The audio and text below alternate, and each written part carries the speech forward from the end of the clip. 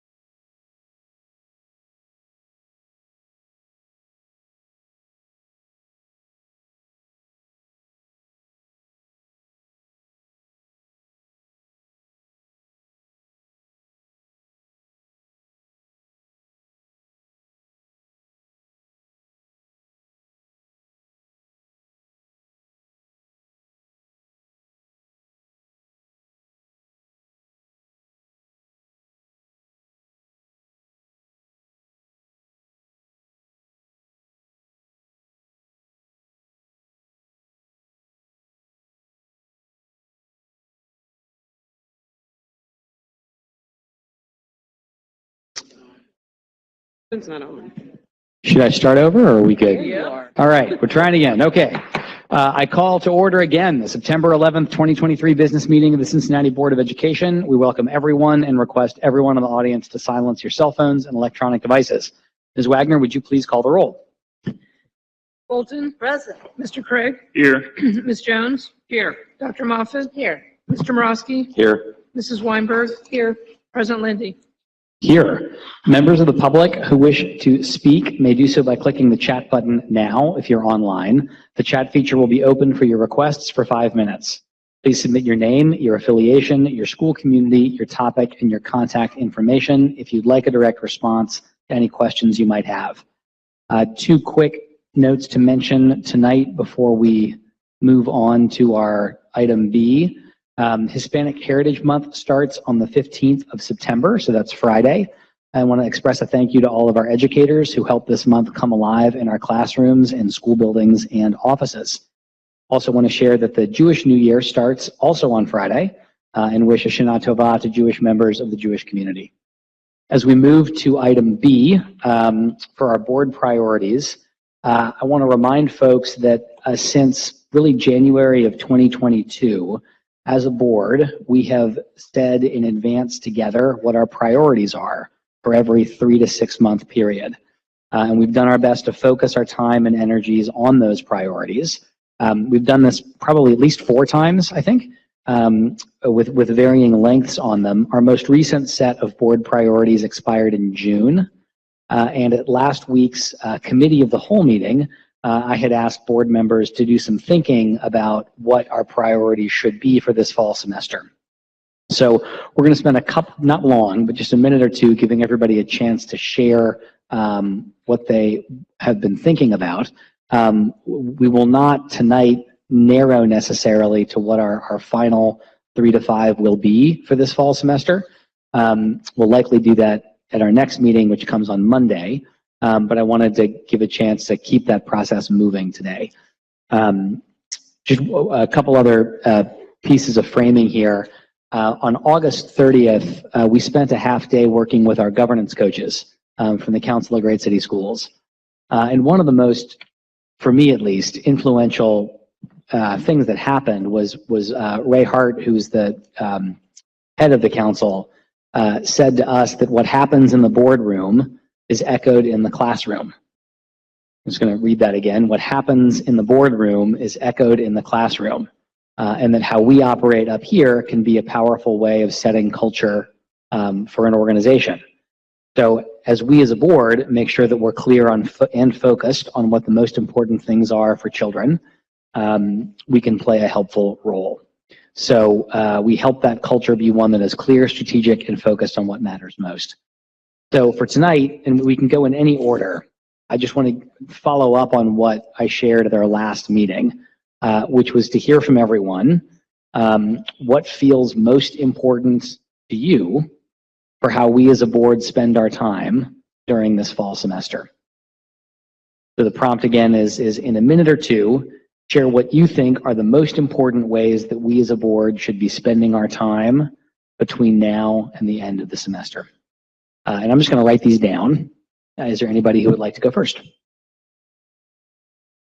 Mr. Morosky. Yeah, I'll go. Thank you, President Lindy. The three that would be top of mind for me as we move to the end of the semester is one, to continue the successes we found with revamping our transportation that we offer to students and families. Obviously, it's not perfect, and I don't know if that's even reasonable to expect perfect, but it's certainly better, demonstrably so, and to continue to iron that out. So one. Number two, I know I said this a little bit last Wednesday. I got really excited with the presentation on the anti-racism and equity work and living up to those policies and putting things into place so that we can actualize those policies.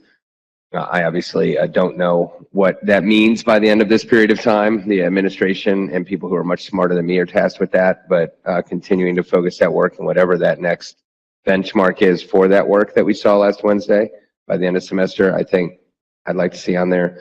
And then third, I'll repeat board superintendent relationship. Thank you, Mr. Morosky. Anybody else would like to go second? Mrs. Weinberg. Yes, so I'm going to copy a little bit off of my colleague. So the three priorities that I came up with, my first one would be transportation. Of course, you know, I don't think we can perfect it, but we obviously can improve it. It's already in an improvement stage as is. I think my second thing would be our strategic plan. And then the third would be the board and super relations. So those would be my top three that I would like to see us serve as 3-month board priorities. Thank you, Mrs. Weinberg. We do not have to go straight down the line. We certainly can. Ms. Jones? Okay. I started out with 2, but I like what one of my other colleagues said, so I'm going to add the third one. Of course, the top of my list is transportation. The next priority is the board superintendent relationship. And then the third is to finalize and begin to operationalize the strategic plan, mission, vision, forecast piece. Thank you, Ms. Jones. Other people who have items they would like to share? Vice President Craig. So I will, in an effort to be brief, I will not repeat any of the great ideas that have already been shared, but I will add just 2. One is to set the board's priorities for our budget for fiscal year the 24, I think we're getting ready to hit into. again, starting the process early. And then I think the other, maybe building on a point that was just made, is the connecting up those priorities with our mission, vision, forecast, as well as our goals and guardrails, to really use all the things that we've been working on to build a more holistic budget that reflects it. So I think we'll set our priorities and then making sure those priorities match up to the goals, guardrails, vision, mission, forecast. Thank you, Vice President Craig. Ms. Bolton. Yes, thank you. I would like to get more specific, if we could, about the equity work that's been done. And if the superintendent can help me with the 2 terms from equity, the ones that are, the adaptive, and was it the others technical? Yes. I would like us in the next, is it 90 days or so? I'd like us to make a list of all the technical things that could possibly be targeted. I think we've talked, and I thought you framing it in the adaptive versus technical. Adaptive is a long haul, but the technical, so I'd like to see what this board and the administration and the community or whoever can come up with, what would be some of those tactical short wins and changes.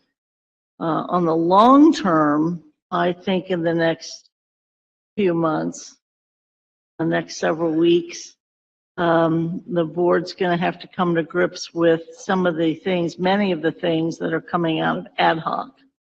Because ad hoc is not going to be something that's going to happen at the end of the year, because the things that might be coming out of ad hoc that the board has to talk about and think about and put in place with the administration, those things have to be put in place for this FY25 and for the school year, the CY, or we are not going to be able to have the budget for FY25. So I'd like to see the technical things from equity. And I would like us to begin what should take some time, but we don't have a lot of time, is the whole board getting engaged with some of the big questions from ad hoc. And the third thing is, I think as soon as whenever we pass vision, mission, and the forecast, and the superintendent's produced a strategic plan, particularly built around instructional things, most particularly, to get a complete document and then pass it and reveal it to the community. I think those things would begin to set us on course for how big this coming year is going to be. And those might be things to start with. Thank you, Ms. Bolton. Dr. Moffitt. So I don't want to repeat everything that everyone has already said, but I will expand on a few that are super significant to me. I do think our board superintendent relations, board to board, and then board to superintendent definitely needs to remain top of the list. It still needs some work. I like your quote with regard to the culture. I think, again, back to expand upon that, the culture of the board, the relationship board members have with each other and the superintendent definitely impacts. And I'd like to see some culture work with regard to tying in equity for the district. And then the other piece is the budget for me, with more engagement and transparency to the community. I think we've got some really big changes that are coming down the pike because they simply have to. And we are doing some really great work in ad hoc, but we are going to have to make some district-wide changes that are going to require a lot. So I think the ad hoc work with respect to tying it in with the equity work, the budget, and then, of course, the board superintendent relationship. Thank you, Dr. Moffitt. I'll share my 3 here, and then we'll transition to keep moving with our agenda this evening. So for me, in thinking about where we as a board can do the most good for children as a board, I thought of three things. The first is related to superintendent evaluation. I think that's one of the most important things we do as a board after hiring the superintendent. And so over this next fall semester, we'll be finishing the eval for last school year. The reason we do that in the fall is so that we can have student outcome data from the previous year. And we'll also need to put in place an evaluation framework for the 23-24 school year. So that's item one for me. Item two, I think we spent a good several hours with our governance coaches on progress monitoring on August 30th. And so making sure that we're really doing what we said we would do in aligning the time we're spending on a board to checking to see if we're seeing student progress for students that reflects that, most important vision and values from the community that elected us. That's my second. And then third, just to agree with colleagues, budget, I think both the FY24 budget, which we will hopefully pass this evening, but to the extent that FY25 is going to be challenging, I hope that this fall semester we can do a lot of alignment around exactly how challenging and why, and that we are aligned on a process and a timeline for how we're going to come to a final FY25 budget. That's not going to be till next spring, but if it's going to be a hard one, I think we can get clear on how hard, why is it hard, and what is the process that we're going to use to make sure that when we get to the final version, we've done something that has real integrity to it. So again, I think what folks probably heard are some areas of real overlap, and then also some areas where people have some different ideas. This is democracy at work. And so we'll come back to this at our next meeting to narrow from what we've heard tonight to a set of between 2 and 5 priorities we want to focus on for the upcoming semester.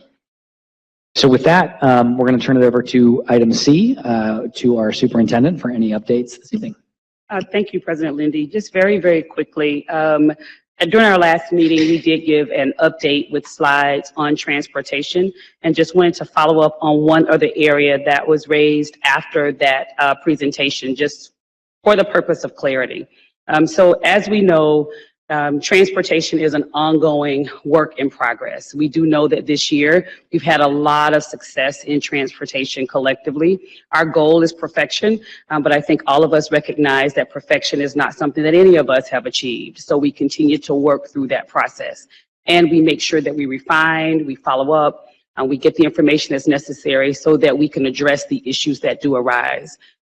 To that end, if you may recall, last year, after looking at where we were during this time with transportation, there were several strategies that were put into place. One, this was really to address much of the yellow bus issue that we were having then. So we know that our high school students, high school 9th through 12th grade students, were put on Metro last year. So many of the issues that had happened previously with Metro were alleviated last year. When we started having our challenges with yellow bus transportation, there were several things that we did.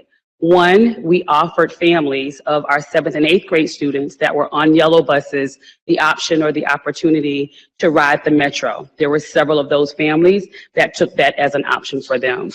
We also offered families the opportunity, as we got farther into the school year, we offered them the opportunity to get funding in lieu of transportation. So they were taking their children to school. For some of them, it was easier for them to take them to school. So we offered them that opportunity as well. That was the second.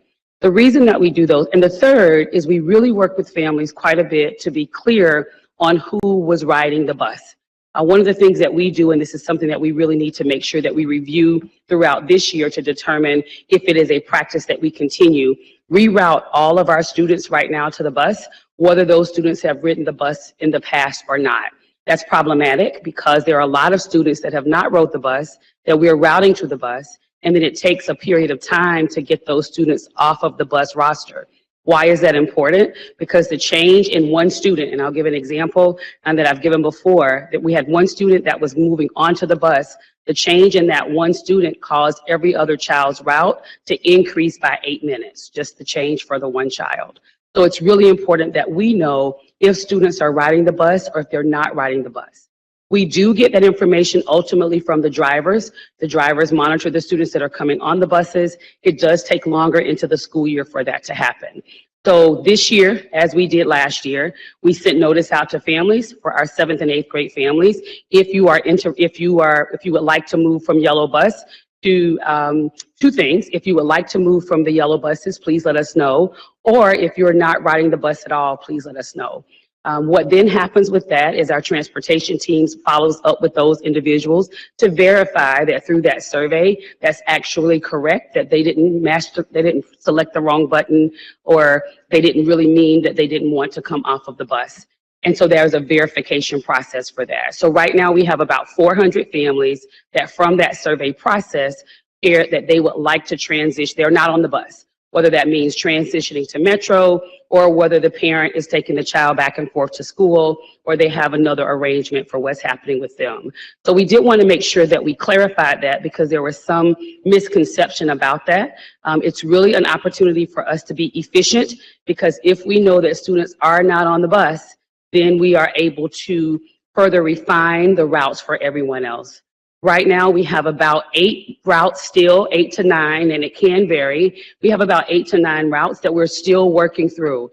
They have really improved, they've gotten better, but when I say working through, they're consistently later than we want them to be, or they're consistently later getting picked up in the afternoon. Our average travel time for students, and we knew that going into the year, so just for clarification for anyone that may have forgotten this portion, our average travel time for students is about 55 minutes. That's just on average. So that doesn't take into consideration what else may happen on the street. It doesn't take into consideration the bus leaving the school a little late. Just from normal time, it's about a 55-minute ride. So we just ask that if there are questions, there are concerns, if you need clarification, please reach out to us. We do have a call center. We've upgraded the information on the call center, so when you call in, it gives you an idea of how long you're waiting in the queue, so that you know whether or not you want to utilize the call center number, or whether you want to use the online option to track the information. So just want to give that update for the purpose of clarity, so that we know kind of where the information came from, but more importantly, our goal for reach out and our goal for outreach is to make certain that we're getting to efficiency more than anything else, because our goal is to get our students to school on time. Right now, we're not where we want to be. We're at about 86%, that's not right. Let me say the right number. I want to give the right number. In terms of on-time performance, we're about 84% on time. That number has not been updated for the council yet, but the normal council number is right around 90 to 95%. So we're not quite there yet. So we're continuing to work, but compared to where we were this time last year, and unfortunately compared to what some of our sister cities are seeing across the country, we understand that we've shown a lot of progress in this area, and we continue to work very closely with our transportation team. Thank you. Thank you, Superintendent. Any comments or questions for the superintendent on her update this evening? Ms. Bolden. I'm very thankful that the superintendent has done that, and I hope that gets some coverage, as I know as it hit the Facebook and other ways of communicating, it appeared that somehow we were dissing our kids and what have you, and people have to understand, for us to be able to do what we have to do, whether it's yellow bus or whether it's Metro, to the superintendent's point, we do need to know the unique ridership and unique riders. And that's the only way we can really get a handle on this. So I appreciate the superintendent bringing that to the attention of the board. Thank you very much, Ms. Bolton. Any other questions or comments? Vice President Craig? Just kind of for my clarification on that. I know that when you all are creating the routes for everybody, that it has to come pretty close to the start date, because we're still waiting on students going, which school they're going to, where they're going to be located, and that kind of deal. And so that sometimes leaves folks who, as you were just saying, on routes who may not necessarily need to be on the routes, or their parents may elect to find other means of transportation. Is there a time that decision's made by prior to the school start date? For our district, there really has not been. This year, we finalized the routes for all of the students that we had about a week and a half before school started, so that the week the Monday before school started it was 2 weeks before our school started, but we had charter and non-publics that started the week before that. So their routes were finalized a week earlier so that it gave the drivers time to run their routes and give some feedback on those routes. And then the following week, which would have been the week before school started for us, the same thing happened for our routes, for our students. I am currently in about 3 different focus groups on transportation with system level leaders. And one of the things that has been a topic of conversation that we just need to do some more collection on throughout the year, one of the things that has been a topic of conversation is whether or not there is a cutoff time. There are many districts that have gone to a cutoff time for students to get enrolled in transportation. They start communicating that at the beginning of the school year. One of the largest districts in the country did that this year, and it proved to be very lucrative for them. But it takes a lot of notice for that to happen, and that would be a change in practice for us. But it's something for us to think about and consider, get additional feedback from parents, and see if that's something that would really help us be more efficient from day one. And then just the second thing is around the effectiveness of, I guess, again, next year not having some of the same changes that we went through this year with regard to start times, with regard to some of the other things. Will that provide a little bit of more efficiency in kind of this process, so that, as you're going forward, we're utilizing some of the same, we're not changing as many variables. It makes it a little bit easier to adopt and improve, right? Absolutely. And this year was the major change, and that was the change in the start times. And so the learning from that has been really productive, and it's really allowed us to make sure that we are at the level that we are right now in terms of providing transportation services. So as we go into next year, we really don't see at this point, and we talk about it quite regularly, we don't see a lot that we would be recommending in terms of changing. There may be some areas that we may want to discuss refining. For example, one of those that you referenced in terms of having a start time, having a set window after school starts, that there are not changes for the buses, making sure that we're getting everyone in, spending the time this year to really be clear on who doesn't need transportation, so that we're not routing those students to start with. Many of them we just roll over from year to year, but things change. One of the biggest levels of efficiency this year was also making sure that for those that had deviated stops last year, that we roll those stops over this year, which had been a past practice that had been done several years ago. But when we disaggregated the calls that we got at the beginning of the year, most of them were around deviated stops. So doing some work around that. And the other big area that we're looking at right now is we reroute consistently. Parents are getting updates. The expectation has been, that within a 7 to 10 day window, if they request a change, they're getting that change. And so to some of those areas, we've had to say we're not able to do this, and we're wanting to communicate that as quickly as we can. Thank you, Superintendent. Thank you, Vice President Craig. Ms. Bolden, go ahead. Sorry, just to follow up on Metro, not surprisingly, do we have, are we beginning at having gone through these few weeks? Have we started to be able to tell about the number of transfers and whether or not nobody has more than one transfer? And the other piece is, I know we have to purchase bus cards for everyone. And as you've been very diligent about finding out who really needs yellow bus and who doesn't, are we close, obviously closer than we were, as to knowing how many of our students actually need the bus cards that we pay for? So a few different things. One, in terms of the routes that were provided by Metro, we still have not had any contact or communication that says students are required to take more than one route to get to school. We've asked, and we talk about this each time we have the board meeting, if there is anyone that knows of a different route or a different scenario, to please share that with us so that we can troubleshoot that scenario. Because last year, when it was shared with us that there were still multiple routes, once we actually got the students' names, we realized that students were choosing to take a different route. It was not that they did not have that direct route that only gave them one transfer. So that's one. The second, in terms of our bus cards, we are distributing bus cards to students. As we would know, there are students that have started to lose those bus cards, and so they are held accountable for those, but they do get the daily passes at the school for the bus card. So if they're missing a card, they are still able to get back and forth to school. The turnaround time for Metro for the bus cards is about 5 to 7 days to get the replacement back to the student.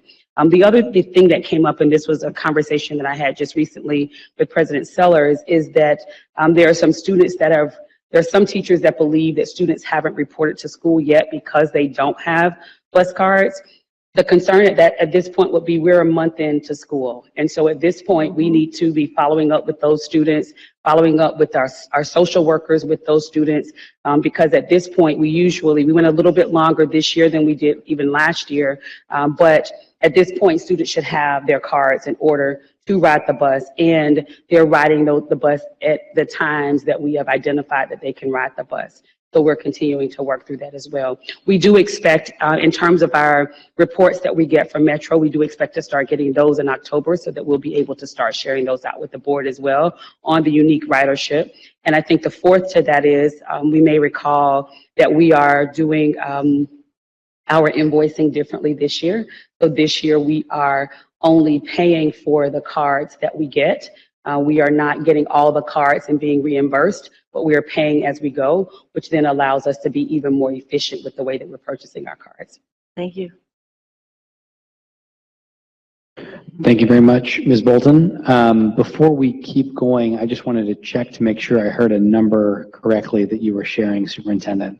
Was the on-time arrival was 84%, you said? Yes.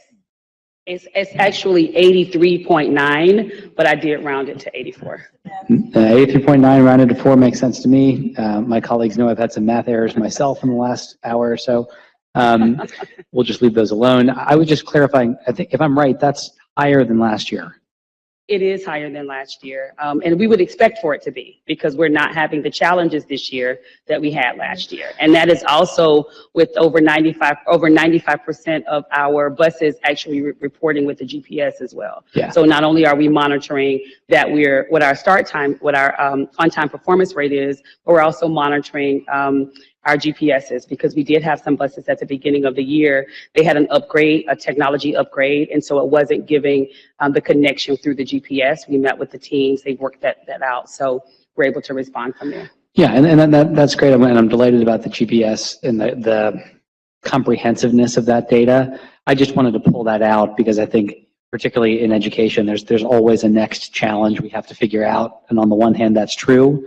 On the other hand, I think it's worth pausing for a second to take note of the fact that this is better than where we were a year ago, not because it just feels better or because the people we happen to hear from in our inboxes or text messages say so, but because we have data and comprehensive data that it has moved in a good direction, not because we kept our fingers crossed, but because there was a real strategy that the administration developed and workshopped with the board, that the board weighed in on, and that's having a positive outcome for families.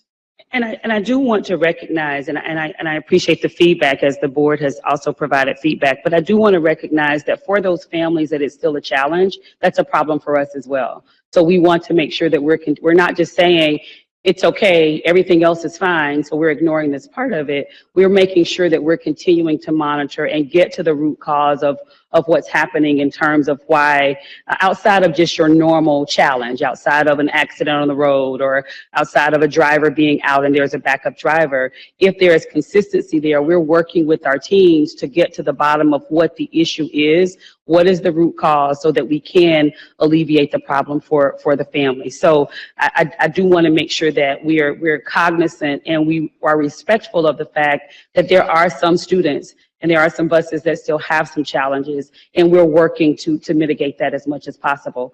So I did want to share that also. So while we're pleased, we're really pleased with where we are for the 4 or 5 people or the 5, the 5 routes. Many of them, it's an individual or maybe 2 routes at a school. For those individuals, it's still a problem, and so we are working to address that as well.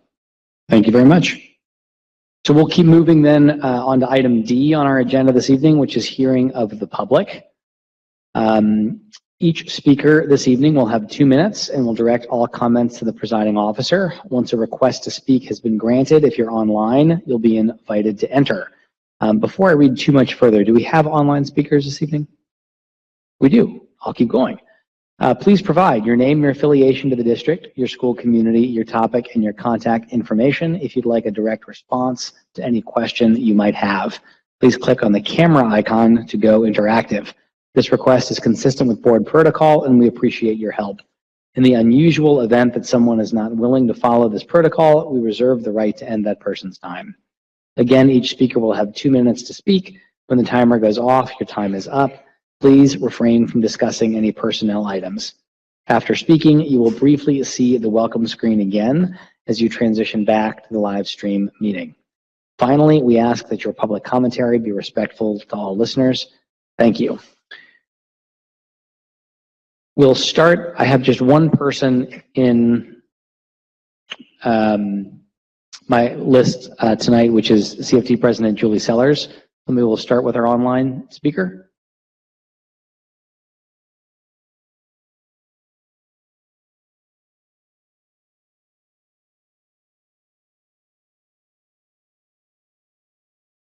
Grimes. Go ahead, Ms. Grimes. Good evening, everybody. My name is Sally Grimes. I'm the Executive Director of Activities Beyond the Classroom, better known as ABC. ABC is a standalone 501c3 nonprofit that for almost 20 years now has supported extracurricular programs for CPS students through fundraising, citywide partnerships, and contracts with the district.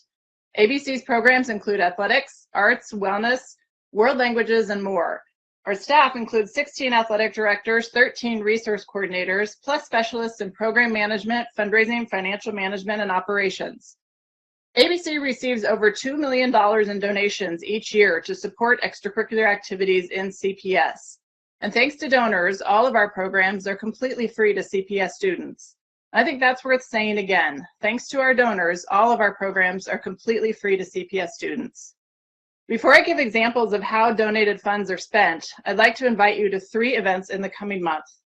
This Sunday, September 17th from 9 to 2, ABC partners with USA Soccer and FC to host a free soccer clinic for children in grades 2 through 7. On Thursday, October 5th, ABC hosts a CPS Athletics Hall of Fame induction ceremony at TQL Stadium. And on Saturday, October 7th, ABC is co-hosting the Advocate for Education Day with School Board School and other partners. Details for these events can be found at abccincy.org. Now here's a small sampling of how ABC spends donated funds. This year we are applying $150,000 to provide much needed support staff for athletic directors at Taft, Withrow, Woodward, and throughout the district. We received a $40,000 grant from Joe Burrows Foundation, which will fight food insecurity among student athletes. $30,000 from the Reds Community Fund will support diamond sports. $140,000 will provide free after-school programs at Rockdale, Winton Hills, Leap Academy, Spencer, and Kilgore. ABC provides a full-time employee to focus specifically on providing enrichment opportunities for children living in foster care. And ABC also provides a full-time staff person to support arts programming throughout the district. I could go on, but I believe my 2 minutes are up. Thank you so much for your time. Thank you very much, Sally. Am I right that we have no other speakers online this evening? Thank you very much.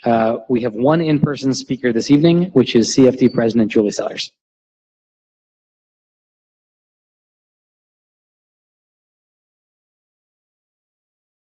There you go. Good evening. I am here again to speak to the board concerning the nurses. At this time, your contract with the city is not working for CPS. It's not working for the teachers, it's not working for the students, it's not working for the families. We have many unfilled vacancies. There are miscommunications between the district and the health department. There are medically fragile students who the admin from the city is saying that they are not medical conditions that they service. This could be diabetic care or feeding tubes and everything else in between. The problem we're having is with the city's contract. As you know, until recently, the city paid for all of the nurses. And it was one person who was a swing vote who made the decision to cut the nurses' services to the city. When they were the employees of the health department and the city was paying for it, they were the city's employees. But now you have the contract, they're not your employees, and you don't have the say in order to make sure that our kids are receiving the best services, and it's costing you millions and millions and millions of dollars a year. And the city has not picked up one penny of that responsibility. And that is probably where most of this is coming from. If the city can't fulfill the contract that I suggest, that as a district and as a board, you should begin to bring services back into CPS so that you can have control over the pay, the evaluations, the schedules, because sometimes they're scheduling their professional development not on our days off with students, but they're pulling their nurses out of our schools to do their professional development, when there's many days that they could do it that would align with our PD days. So that's just one small issue. But yet those days they're not in our schools, we're still paying for them. We're paying for their vacation time. They're not off when schools are off. They take their vacation time whenever, and it's causing a real problem. School districts are by law, from the state of Ohio's law, it's their responsibility to care with students with medical needs. But non-medically certified employees, such as teachers, paras, clerical workers, they're not required to do these services, and many times I think it would be dangerous if they did do these services. So I think that through health and safety, through finance, through policy, through all of the committees, you should be talking about how is the district going to move forward, because our students within this city, and all of you know it, have many medical needs. And we have to start being responsible as a district of how are we going to provide those services and at what cost will those services be. And I would also like to say that today we all met, CFT, the AFSCME, the district. We met all day today to review the enrollment numbers and staffing for TAC. It was probably one of the most organized and smoothest TAC process that we've had in the last few years, but we've only been able to make initial recommendations. CFT remained firm, and I'm sure that the board also supports this, that classroom numbers should not be staffed or cuts made that will create classes to be an overload. All overload should be corrected, and we have the staffing to do that. Corrections need to create as little disruption as possible, and we need to take into consideration the needs of each individual school, because many of our schools have a lot of issues with trauma that need trauma-informed practices. The kids are in trauma situations within their communities, and we want to make sure that we're stable. There are also kids returning from charter schools. Currently, and it's some schools, it's almost every day, numbers are increasing, so we want to give space in those schools of where those kids are going back to, so that we have the perfect staffing for that.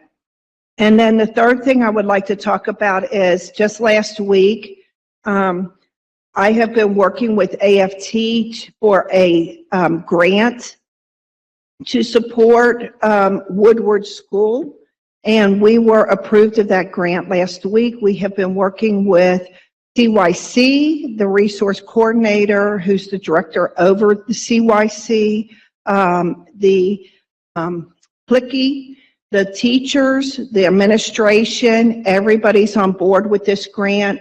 We are really going to be focusing on doing focus groups and engagement of what it is that Woodward needs so that we can provide the right supports for students, and that whatever those barriers are for those kids, academics at school, that we can help to meet those, and we're going to do that in a very organized way. And hopefully that will also stabilize the teaching staff at Woodward, because the last few years we've had great turnover, and that's not good for any school. And so we're going to do everything we can to try to stabilize the staffing at Woodward through this grant. So that's, and if anybody wants more information about the grant, you can contact me. Thank you. Thank you, President Sellers. If we have no other speakers this evening, we'll keep moving along with our agenda to item E. We have 2 presentations for discussion this evening. The first is going to focus on our FY24 budget.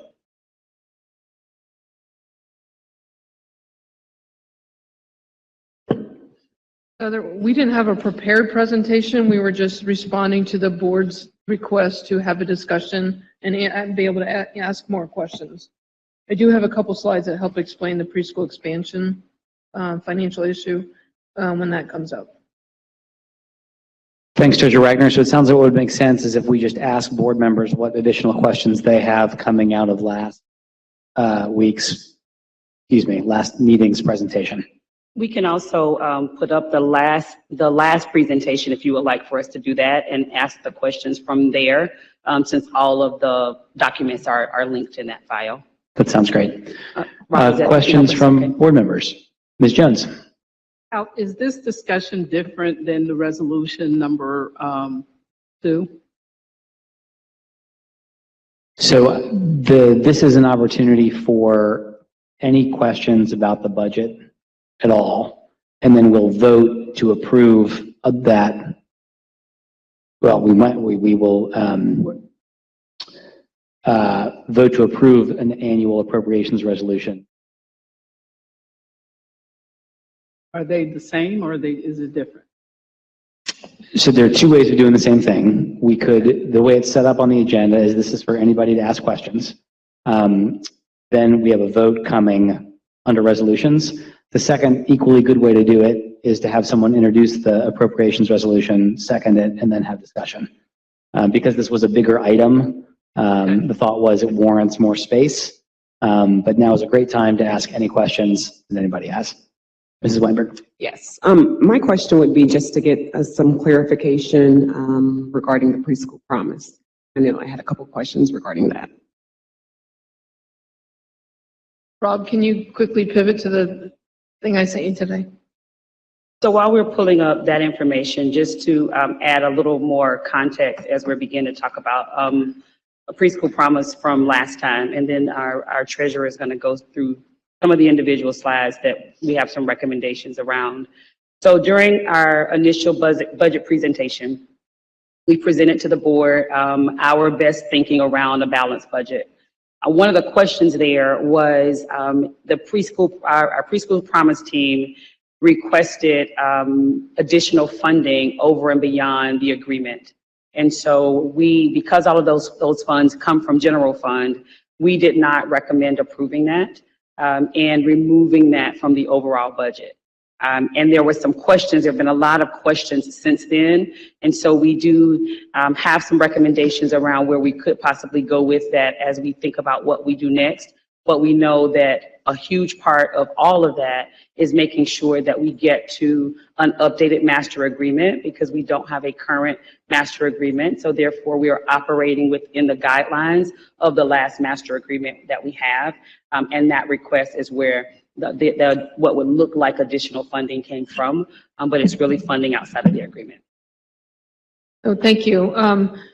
So just to remind everybody, the money that's supporting the preschool expansion was first approved in 2016 as the $48 million new money levy, where there was a $15 million annual set aside to expand preschool for both Cincinnati Public Schools and Cincinnati Preschool Promise. The master agreement dictates how that money gets spent. So if you'll flip to the first slide. So there's 3 new line items in the presented budget from CPP, Cincinnati Preschool Promise, that had some cost factors. So if you see that in the first column called CPP increase. So the first item that we're recommending was increasing the cost of quality, which is the tuition value per student, that at the 10% increase for this year, and then returning back to 3% for future years. The master agreement only allows for a 3% increase per year. So you can see that if it's applied to CPP, it's a $425,000 budget increase. If you also applied it to the CPS students, keeping in line with our equity policy, we would increase by 565,000 students. So in line 2, they recommended changing the weighting for families that are in the 200 to 250 poverty level, federal poverty level, from 75% of that tuition value up to 100%. So the master agreement specifically has tables on the different income levels and which ones get 100%, 75%, 50%, and then 0. So they're recommending that change applied to say, CPP would be $133,000 budget increase. For CPS, it would be about a $200,000 increase for the number of students that are in that income level. They also recommended a third item, which they called ELS, which stands for Extended Learning Services, I think the S stands for, and really it's summer programming. The master agreement specifically calls for this money to be spent during the school year and not during summer school or summer learning. There was a lot of conversation about that. Their estimate for their extended learning program was $1 million. So we had Kevin go and proportionalize what that same service would cost to the students that are benefiting from the levy expansion dollars, and that would increase 1.6 million. So jointly, we would be increasing the budget spend to about $4 million for fiscal year 24. So if you hit next slide, please. So you may recall seeing this before. It's been in Finance Committee several times. This is the and this is produced by Hector Polanco, the Director of Finance for CPP. And this is what he brought to the May Finance Committee. And what it's showing is because there was a ramp up and a startup of the levy, there was some unspent monies as they were starting up.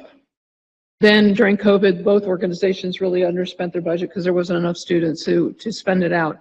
But so we've been carrying this cash reserve.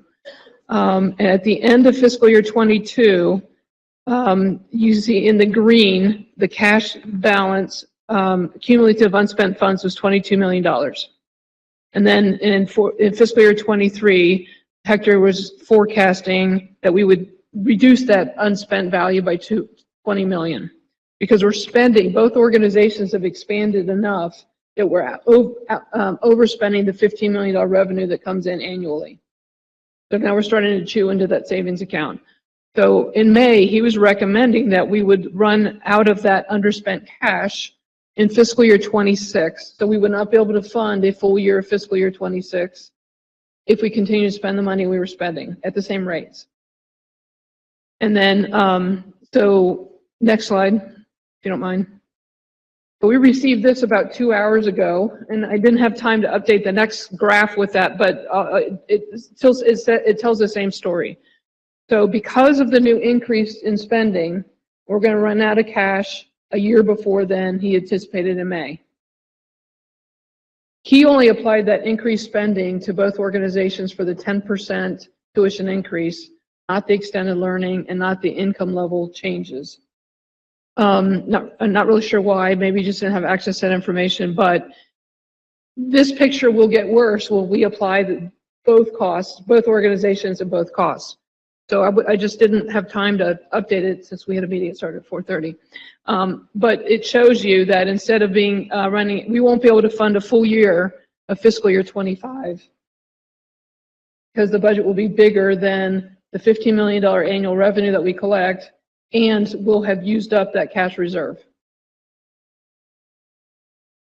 So if you'll hit the next slide, this was my attempt at showing, or Kevin actually created this for me, but my attempt to show you that the orange line was our base prior to these changes, and the red line makes us move faster through the cash.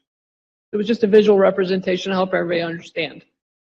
If you'll go to the next slide, just to remind everybody, this is going back into the ballot in November of 25.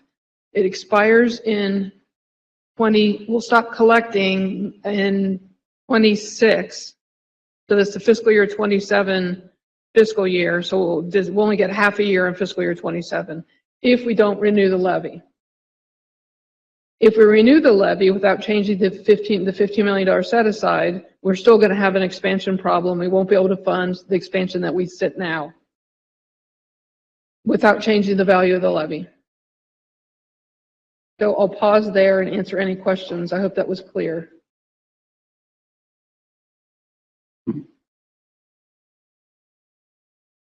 Our first question on this came from Mrs. Weinberg. I want to give her the first chance to ask something if she has something, and you don't need to, but the floor is yours if you'd like it. I was just trying to actually read this last slide. And can you just remind me, what is the budget proposed for 24 for Preschool Promise? I think it's on this sheet, but I just want to make sure that I'm reading it correctly. I'm sorry, I couldn't hear you. Could you repeat What that? is the proposed budget for the Preschool Promise for 24? If you'll go back to like the fourth, one more back. You can go to the second one, I'm sorry. That's the one we received today, which has the same dollars on it. 11.1. The proposed budget for general fund is 10.7 because that doesn't show the reductions that we took out because of the 3 ads. So collectively it'd be 10.7. I think your question is what are they asking for? Nope, she was No? correct. So I just want to make sure that I'm reading that number correctly. So it's 10,702,466.19. Okay. And that's all that I have for right now. Thank you. Thanks, Mrs. Weinberg. Other questions? Dr. Bobbitt. I just have a couple of questions for clarification. If we go to, I think it was slide 2, I'm not exactly sure. Can you go to the other way? One way, thank you. Can you clarify, they're asking for a 10% increase in the cost for the cost of quality. They had been getting 3%, is that right? Both organizations have increased the base tuition value by 3% to keep up with inflation. They're asking for that rate to go up to 10% for both organizations, but I have not seen the calculations behind that reasoning. Okay, so that was going to be my question for that, just to understand the reasoning for that, but we don't have it. Another question that I have is regarding number 3, extended learning. We're basing a budget on a 9-month cycle without summer because that benefits CPS. CPS is on a 9-month cycle. Do we not do summer or preschoolers for CPS? But No. when we're talking about Preschool Promise, those are typically year-round programs, right? Is that right? They don't operate on the same schedule that CPS does. If they are 1 year versus 9 months, wouldn't that make sense that they're calling it extended learning, but that's really just to give them the entire year because parents obviously need services all year long, or no? So this was a large conversation during the design of the master agreement, and people were adamant that this was for school year curricular academics and not daycare services. So there's a lot of conversation about the school year versus the school day. Mm-hmm. So the master agreement dictates school day and school year. Okay.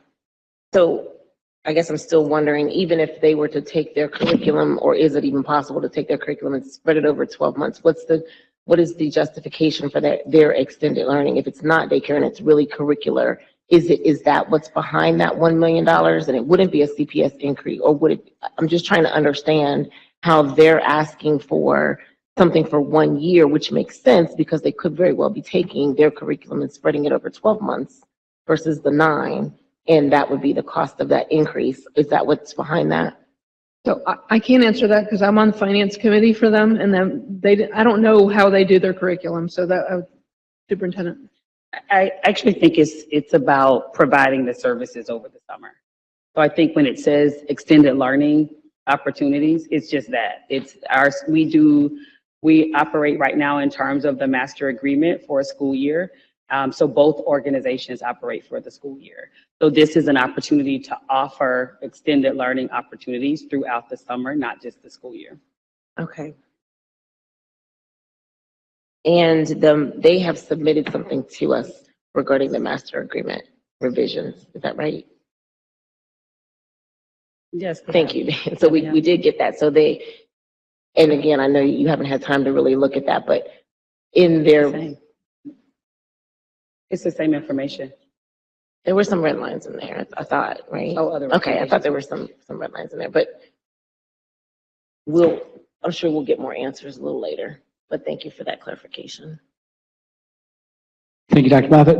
Ms. Jones. Yeah, I'm a little lost right now, but I had to ask a clarifying question, and I don't have the document in front of me. But the partnership between CPS and CPP was developed, and there was language developed for the tax levy, for tax levy purposes. And so would that help us to kind of clarify what I think our treasurer is trying to say in terms of the monies and how it's supposed to be allocated or whatever, in addition to the fact that the master agreement really spells out? And I guess spells it out, but I guess what I'm saying is there is no way for us to expand the budget because of the language that we said that we would, the language that was developed for purposes of passing the levy, right? And if we did do that, we'd have to ask for more money from on the levy. Is that correct?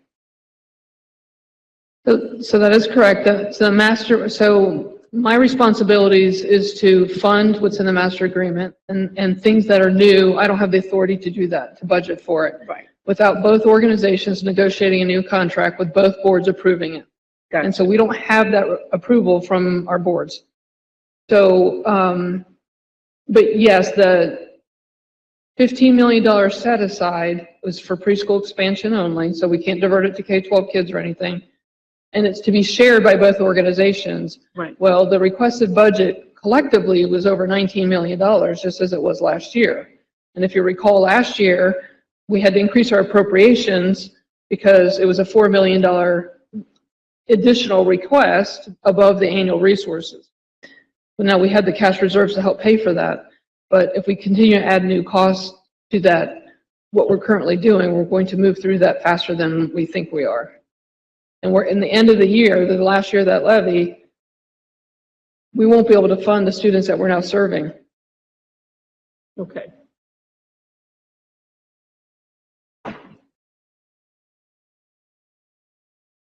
Vice President Jones, did you have another question?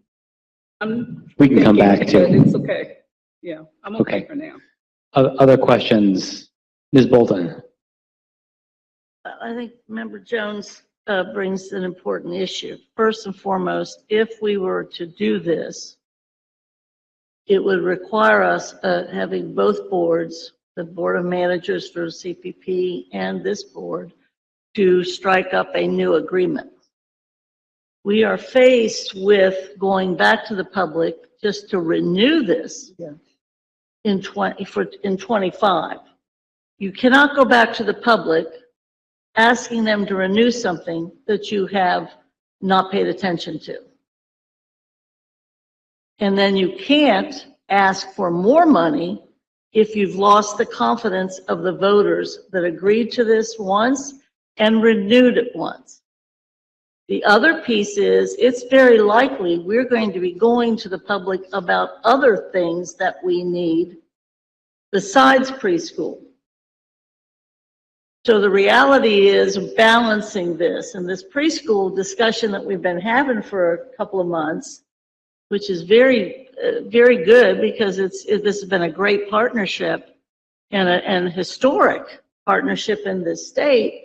But you also have a state that's also not really committing any longer to quality seats. I mean, the state government is talking about childcare. They are not talking about preschool. And I think we have to keep that in mind because the demands to reduce the quality piece or the demands to have more money or what have you, what we've all accomplished together has been fantastic. We will have to work really hard to even maintain what we've got. Plus, it's about time to look at whether or not the academic achievement of our kids coming in, be they from our classes or from the private sector, whether or not the achievement has been achieved, which was part of the justification besides eliminating deserts that were there for preschool, which pretty much we've done.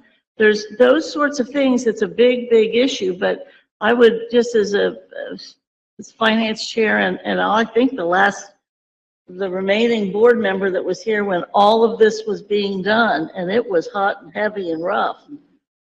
It was a tremendous effort on everybody's part. I would just caution us to say if we want to change the general agreement, so be it, but you cannot do things that are outside the agreement at this time. And this, by the way, folks, is just the beginning of talking in terms of FY25. As driven by the levy. Yes, Ms. Jones? I'm sorry. That's okay. As driven by, I agree with Ms. Bolton. We cannot change it. That's the way we wrote it in the levy language. Mm-hmm. So there's not a whole lot of play. You know, there's not a whole lot of movement from that unless we And back to the public. so is anybody who's not gone yet who wants to get a word in? And then it sounds like Mr. Moraski. Thank you, President Lindy. I remain and always will a zealot for early childhood education and childcare unabashedly. You know, we are as at fault for dragging our feet on this master agreement as anybody. I can understand the frustration of the preschool promise people with us, and I will own that as one of the 7 people up here. So while I understand the reasons why this ask may not be possible at this time, I'm not saying I believe that, but I understand it because I do think process-wise the master agreement needs to be affected. To Ms. Bolton's point, I just think it's a real shame that we're having this conversation 10 minutes before we're about to vote on the budget. And I know that people have reached out to us before this time, and we're just now talking about it, and that upsets me. Also, something Ms. Bolton said that gives me more passion that we need to invest in early childhood education is the state doesn't care about early childhood education. They're focusing on childcare because a lot of people who are really, really good at their jobs have gotten them to. And I work with those people and good for them. However, those very same people and legislators are now trying to reverse the work of those other same lobbyists and activists that are getting the care about childcare to reduce the quality rating, which is going to hurt children in the state, especially Black children. And the more the state comes after the young Black children in the urban areas, the more we need to invest in preschool. And so however we can do it, I say we need to do it. I think, again, I'm very, very disappointed we're talking about this right now and that it just came up a few weeks ago. And that is on us as much as anybody. And we have to be able to point fingers at ourselves. And the question that I have is why we have to increase our pot if CPP increases theirs. I have a couple other questions, but I want to ask that one first. So the calculations were based on the equity policy, to my understanding, that if CPP students receive extended learning services, then our children should have equal access to extended learning services. That doesn't make a tremendous amount of sense to me as far as using the word, our equity policy. That doesn't make sense. The second piece about giving us an equal amount, I mean, I get that. We want the same share of the pie. My next question is there something in the master agreement? I know there is. I don't want to set up a question. So I'll ask a more direct question. As far as a cut of the pie, right, that we get from the tax dollars and that we cut to them for proper public purpose and we keep for us, does their ask go above and beyond their share of the pie that we have agreed to give them? So the master agreement does not determine the shares of the pie. The master agreement follows the students and the conditions of the students and the quality of the center they're enrolled in. Okay, which means that they could or are rather they have justification to ask for more money in the current master agreement. I'm sorry, say that one more time. So by that definition in the master agreement that you just gave, and I appreciate the reminder, they are justified at the least in asking for more money. It's not completely beyond the pale based on the current master agreement. So during the current master agreement language, the monies would get increased with the number of students that would increase at the quality rated center and the income of the family and whether they're full-time or part-time. So it's a formula that's dictated in the master agreement.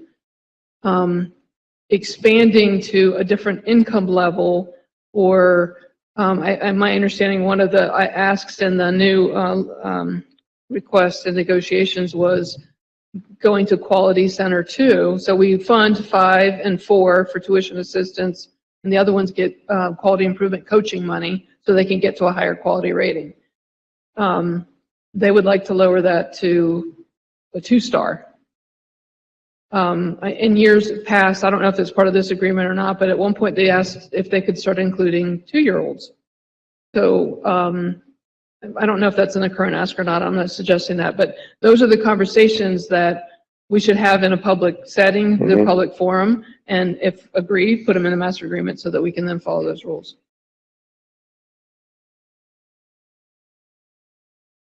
Okay. We did vote to agree to change the income table to 200 and 250. We did change that. I remember when we changed that and I was on this board. Correct. So now they're just asking to supplement it to 100% from 75. Ozzie Davis was here. I remember when we did that. So all income levels are included in the master agreement. Right. It's the percent of the tuition base they're asking to change. And that is also in the master agreement. That is correct. It's 75% in the current agreement. For the 200, 250. Correct. So when are we going to change the master agreement and do it in public and quit putting these people off? Because this is really important. And the kids in this community are already suffering and are going to suffer more. And we could do something about it. And I understand legally if it's not something we can do now, so I would just like to get this ball rolling so we can maybe have the discussion with a little more parameters. Thank you, Mr. Morosky. Don't let me cut you off if you were still going. Yeah.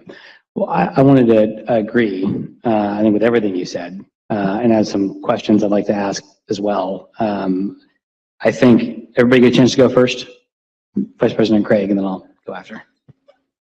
I want to say this with kind of 2 caveats. One is that I think we did slow roll giving them a response, and that's on us to own. I also think it is not a mystery to them, our feelings about these things, because they were shared with them back in May when we had our meeting for budget and finance. And so these are not new concepts to them. These are not new concepts in the negotiation. So I think it is reasonable to both say that we should do more if we can, but also acknowledge that both of us were tasked with putting this money as last money in, or last money out. Right? So we were supposed to be fundraising and using all of the resources that we can to provide these services, and we've done that. And that's one of the things, if you go back to, I'm looking now at the May Budget and Finance meeting minutes, in the monthly breakdown, in the monthly graphs, and I want to give Kevin a great little shout out here for that, the percentage of what is used for preschool promise dollars is in large part CPP. And not CPS, right? So like, even as we look through and go down that breakdown, we use a lot of other resources to pay for as we're supposed to, as we should, as we're tasked to do. I think anytime we decide to have that discussion around redoing the master agreement, part of that master agreement has to also go back to what we were tasked to do in the first master agreement from both sides. So it's both on us to be more responsive and be quicker and to be better about recognizing and looking for those resources, but also CPP to bring something to the table to that aspect as well. Because I think part of the problem here is that there's a lot of stuff that we really should be doing, to Mike's point, to Board Morosky's point. There's a lot of stuff we should be doing because no one else will do it.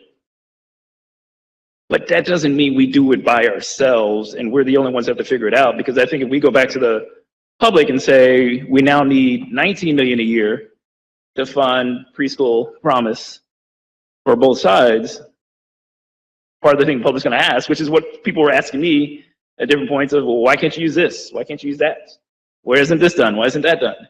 And we'd have to have an explanation for that. And so I think there is room for us to have both conversations and to put an urgency to it, to your point, Board Member Morosky, about having the real conversation about, we got a limited set of funds that are not getting any bigger from what we can tell here in a large way. And we do need these services because they're so vital. And they're so important to establishing that a child who goes to preschool and is learning in preschool is more likely to succeed as they go through that process. They're more prepared to go through. And so I think that is important, but it is such a difficult conversation when we have to make sure that we're doing it the right way. So we're not setting ourselves up so that if we ask for 17, that we really need 20. If we ask for 19, then we need 24 at some point. To make sure that that's not the situation we're putting ourselves into, which is kind of the place that we're in now, which is that we've said 15 would work, and 15, even if we hold everything else steady, 15 doesn't work. Because even if we renewed it just at 15 million, I think it was a graph, or one of the slides there showed, we would run out by 2027 at the rosiest of predictions there, and 2025 at the most negative. So I think there's a realistic part of that conversation is going to be a difficult one to have with the public if we're asking for additional funds for the levy, that folks are not exactly happy to be paying more in taxes right now for a bunch of other factors, in addition to all the other things that we will need as a district to put funds in for. So I just want us to also be kind of cognizant of that. It is not just a CPS conversation that we have to have when it comes to the master agreement. There's a portion of this that has been something that we've been sharing since at least last fall with CPP, with regards to the need for them to make a dedicated effort to also garner and raise revenue through different funds and means. Thank you, Vice President Craig. I have I think it's just some clarifying questions I want to ask first, and I may or may not have a couple comments to make. Superintendent, when we had our last business meeting, which I believe was August 28th, maybe, and you gave a very comprehensive, very good budget presentation, a lot of this came up. Is there anything that is different in what is being proposed tonight versus last time? There isn't. Tonight, really, because of many of the questions, as we presented the budget, there have not been a lot of questions about what we presented. The one area that has come up from a variety of places as a question has been around the preschool promise piece. So as a result of that, it was to offer opportunity and clarity around how we got to where we were, and to try to make sure that it was clear on what caused us to get to the space that we were in when we made that recommendation. So this is not different information. Listening to the feedback the night that we did the proposal, having some follow-up since that time, our treasurer having some follow-up as well where questions have come. We thought it was important to bring that back so that we could have this discussion. And then we also have some recommendations for next steps, but we know the discussion is the most important. And so have there been opportunities, but since the meeting last, to connect with their staff at all on what they've proposed for this year? There has been. I've had an opportunity specifically to meet with their director, executive director, CEO, whatever the title is, as we've talked through this information. I think the one thing that is of note that has been shared, that has caused a bit of consternation, is that, you know, the recommendation was made the way the recommendation was made because what they were asking for is outside of the master agreement. And I think that that's a little difficult to connect to, because there are two entities that own the master agreement, that we've not come to agreement on the master agreement, but it means that we could work through the process to get to agreement on the master agreement, while also honoring the information that was put in the levies, the presentations and the resolutions that were done a part of the levies as well. So kind of removing that particular part of it. The other piece that is of interest, if you'll go back to the other slide, I think it's slide number 3 or 4, number 3. One of the things that's also come up as a part of the preschool promise conversation, and I do recall the meetings, there were a couple of different meetings during finance where the preschool promise team came to the finance committee meeting, and our treasurer shared as a part of looking at the forecast that it wouldn't be something that we would be able to support. But the one thing that was raised is if you look at their ask back in May of the FY24, essentially they were asking then for the same thing that they were asking for now. And so as we think about, and that was even knowing that in FY26 there would be a deficit.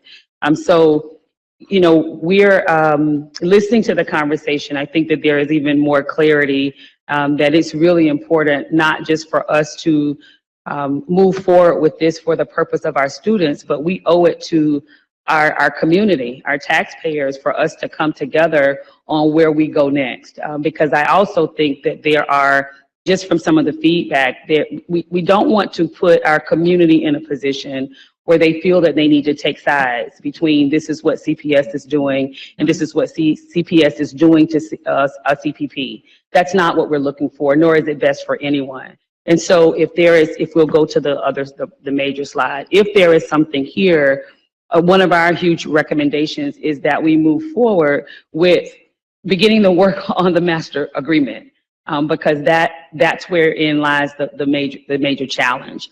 The second thing is we have worked with our general counsel, and there were some recommendations that we provided to the board to just take a look at to see if those things are amenable to the board, just to get us through the short term, so that if we're then able to do that, we can then go to the Cincinnati Preschool Promise Board or their managers and do the same thing. I do believe that both of us, in terms of leaders of the organization, are in a place where we want to make sure that we're able to move forward. And we want to have the level of engagement together to make sure that what we are able to come back to both of our boards is something that we're able to work through. So I think that those would be our recommendations in terms of how we move forward. What I will also add is, you know, if we are, whatever it is that we're looking to do here, if we look to recommend, to Board Member Moffitt's question earlier, if we look to say, you know, we will at this point look at how we may be able to support extended learning, just using that one. It's outside of the agreement, so that means that we would have to agree that we're operating outside of the master agreement, but the other areas seem a lot more specific to what needs to happen in terms of requirements. So it's how do we get to a middle if there is one? And if there's not a middle, how do we make sure that we go ahead and start the process now of having a master agreement, hopefully as early as February, because that will be necessary as we think about our FY25 conversations. Thanks. President Lindy. Yeah, I just don't want to finish. I didn't get a chance to finish okay. my first Go time ahead. through. And I promise we'll come back for people to go second. I think I'm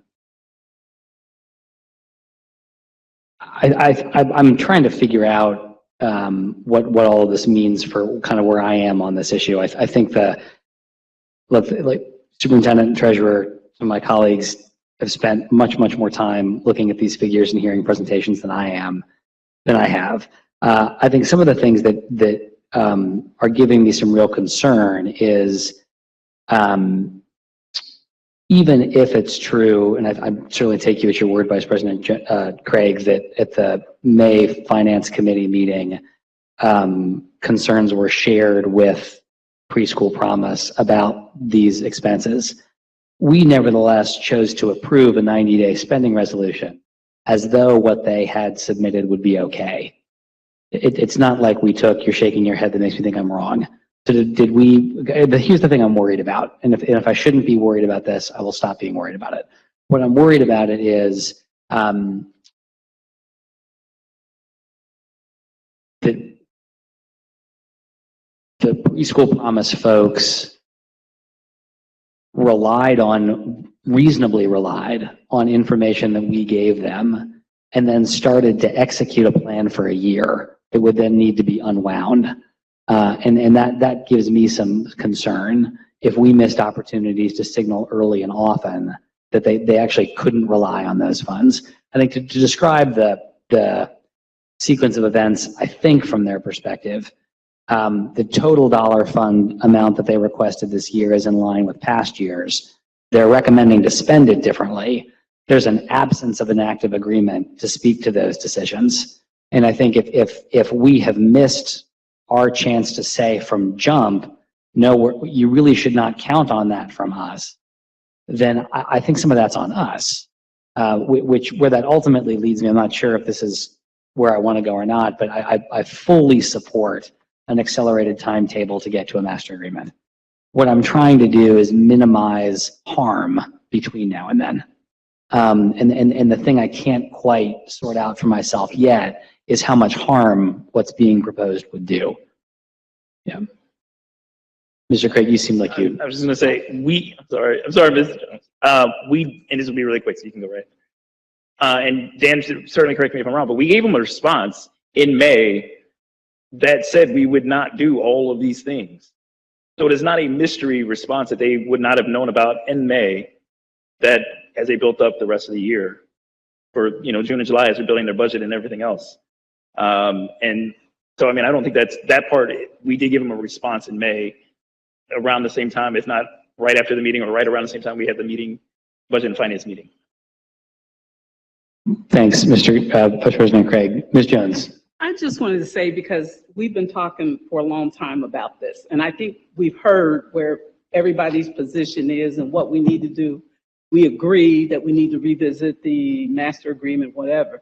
One of the things that I think was helpful, that I thought the public valued, is when we met as a collaborative group.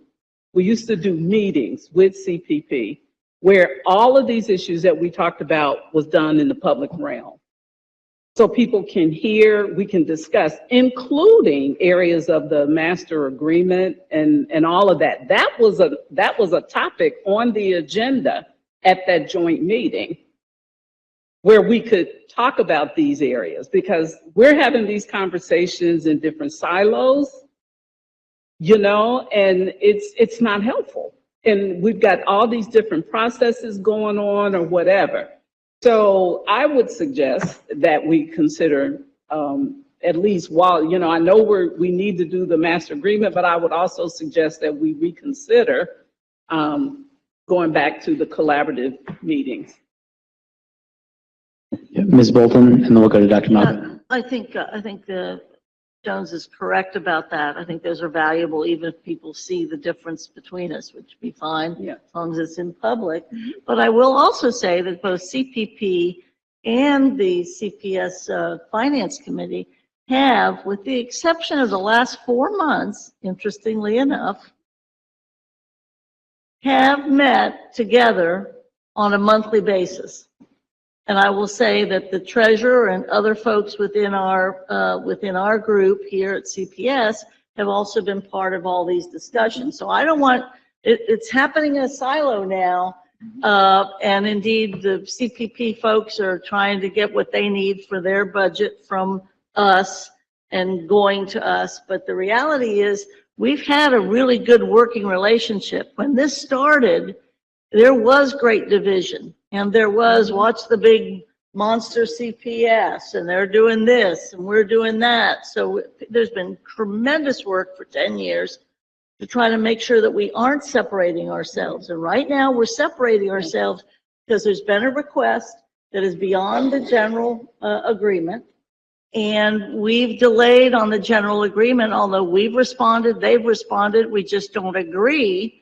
And so that means we have negotiations. So my point is, I think mutual meetings would be good, but I would not let anybody think for a minute that over these 10 years that the CPP folks have not been meeting with Finance Committee. That's been in the minutes for Finance Committee over all these years, that our treasurer and other administrators and legal counsel have been meeting with CPP. Until these last 4 months that I can think of. I think that's about right.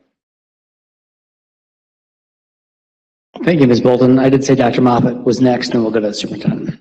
So I do agree. I think actually three of you are right, maybe all four. I think I sit on budget, and I remember that they came and spoke to us and gave us justification as to why they needed the extra money.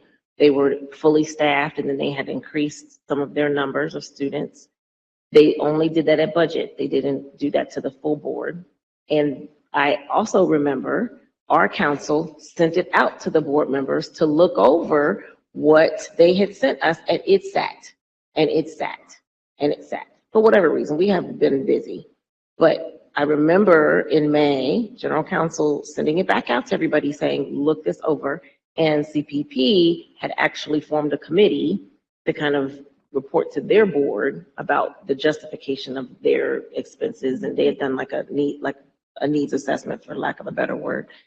And they were going to get us information back, which I believe now we have their report back, which is inclusive of their committee findings, talking to their board, they're getting together to give us something in response to us sending them something back in May. So I don't think that we've been lagging, but I do agree with you that I believe the expectation for them was that we need to redo the master agreement on some semblance to justify their ask. And I think we went into I went into an appropriation with their understanding that all they needed to do was to justify that. So I agree with you that I think there was some understanding that they would be able to get some additional funding because they've justified it in their committee report. They've justified it at coming to our budget meeting. In their mind, they've justified it. So it was just to finalize it between the two boards. And I do also, I'm still a little confused with Mike. Why is it that we have to increase ours if they increase theirs? I think that and I asked the question at the last meeting, if we agree in the master agreement to an increase, but we approve our budget, will we now be kind of out of sync because we've agreed to something that is now agreed upon and we haven't put that in our budget? I'm trying to use lay terms. And Jen's answer was we would have to honor the increase if we were to approve the master agreement. So I don't know if I feel comfortable that this is ready for us to be approving it, for me to approving it, in my opinion. Thank you, Dr. Moffitt. Superintendent. I think the one final thing that I would propose is probably two things. One, you said it a different way, President Lindy, but it was really the same statement that I made earlier, that when we go back to the slide of what they requested initially back in May, they're essentially requesting the same thing now. And so in the interim, if we approve that amount without approving any of the changes to any of the agreement, just the amount, then it would give us, we would of course have to increase what we're saying that we can do in terms of increase that we have to go over where we are currently right now in terms of budget. But what it would give us an opportunity to do is, one, get to a November forecast. Two, give an opportunity for the next several months to then come to agreement. I do believe that the preschool promise board, I know at least the CEO would be very open to having the joint meetings with the two boards so the boards can kind of talk through the agreement and work that out. And then if it determines at that point that is then what's going to happen in terms of increase, we deal with it at that time. Otherwise, we don't get to a place because collectively, I hear us saying that it's not a part of the agreement. We don't have an agreement right now. It doesn't sound like there is, there would need to be more work around getting to what agreement would be for a variety of reasons. And when we think about the way that we look at both of, this is happening on one side, does this need to happen on the other? It's not just Dr. Moffitt and Board Member Morosky that have that question. That question has come up before as well. So I think it's something that we also have to dig into as we're working through the process. But at least that would allow us to get to an approval for our budget so that we can move forward with what it is that we're needing to do in terms of operating the district they have an opportunity to do the same while not improving any of those other areas. It at least gives them a place to say, this is where we can go next. And then we spend the next several months. I would recommend we start right around November. If not before, we could determine when the meetings are, determine where we start in October, start in November with the meetings, and hopefully have a commit to having an agreement in place in February. And where I'm getting that number from, in terms of months, I was told the last time it took about 4 months of once a week with everybody coming together to get to an agreement. And so if we look at that, that would give us an opportunity to get to a level of agreement before we're in our FY25 budget. So that's just the last that I would offer, having had this conversation with our treasurer previously as well. And it might allow us to get to closure tonight. Superintendent, can I just clarify what you were saying? Make sure I was following it correctly. You were saying that if we were to do what's being proposed, what would get approved from a dollar amount is what they requested. If you think about, we would also be committing to renegotiating the master agreement with them by blank date, aiming for November. From a preschool promise perspective, what that would mean is up until that new master agreement is finalized, the only things they can spend those dollars on are the old master agreement. That is correct. That's going to feel as though they can't do all the things that they want to do up until we have a new master agreement. That is correct. Let's say we do those negotiations, we get that new master agreement, we get it in November. There's still the rest of November, December, January, February, March, April, May, June in this fiscal year. So they could spend down against that total budget allocation on whatever we jointly negotiate once we have that new master agreement in place. And $1 million of the ask is extended learning. Extended learning, if that even comes to an approval, Would doesn't be in start the until summer. the end of the school year. So it really gives you an opportunity to work through the process and then come to an agreement on what it's going to take moving forward and still have opportunity to actualize on that agreement. That feels rather Solomonic. Thank you. Other comments, questions? Ms. Bolton? There's a point of clarification. We're going to appropriate the money that they've requested. That would be the recommendation at this point. However, they would not be able to spend any of those funds until there is an actual agreement. I hope everyone has the same kinds of folks and influences as some of these folks have had to influence some of these decisions we're making, because there are so many things that need to get done. I can live with that as long as somebody's making sure that it isn't being spent. And I can live with it if we can tell the voters that we're going to go back to them and tell them what the new plan would be when we renew, because we're not going to be renewing under the old language. So it's not even going to be a renewal.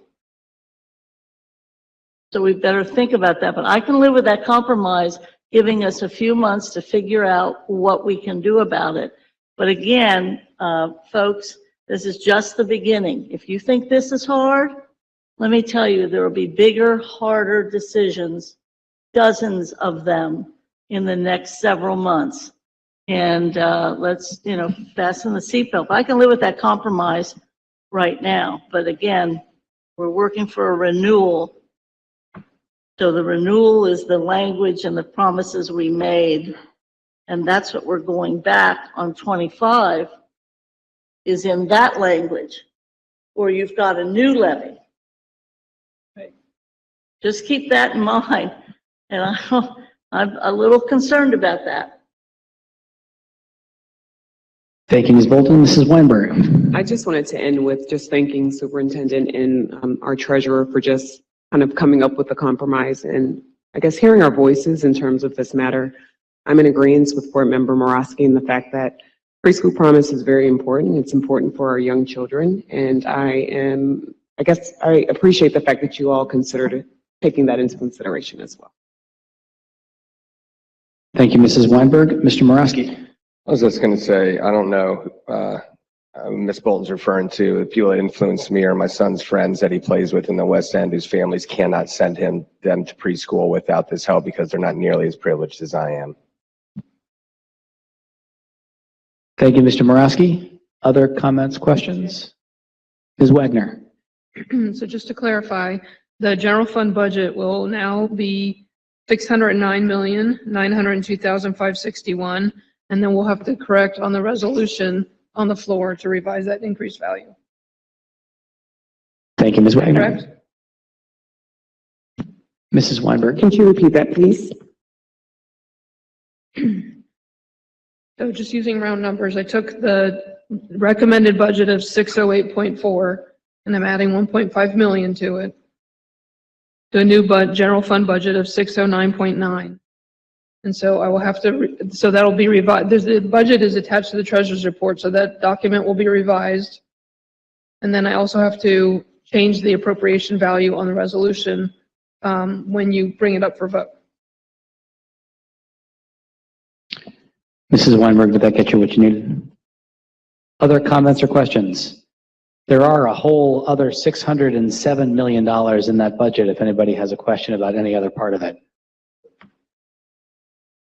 Anything on budget that people would like to ask about? Dr. Moffitt. So I have a question about, can you confirm if the green schoolyards amount of 350,000 is still in the budget for ESSER funds? I'm sorry, what was it again? For the green schoolyards outdoor programming? Yes, it's still in there. And then, okay, that's it for now. Thank you, Dr. Moffitt. Other comments, questions on the budget? Ms. Bolton? Yeah, thank you. And the total that we're looking at, the general fund is going up a little bit there, but the total amount that we're appropriating, could you explain the total amount that's in the grand total? The 1 billion. You're asking me about the resolution? Well, not the resolution, but just as I'm asking a question about the resolution pertains to the appropriation. And so what we've just said about 6 and 9 million or whatever, that's just the general fund. Could you explain to the public and to me a little bit more about what those other several hundred million are?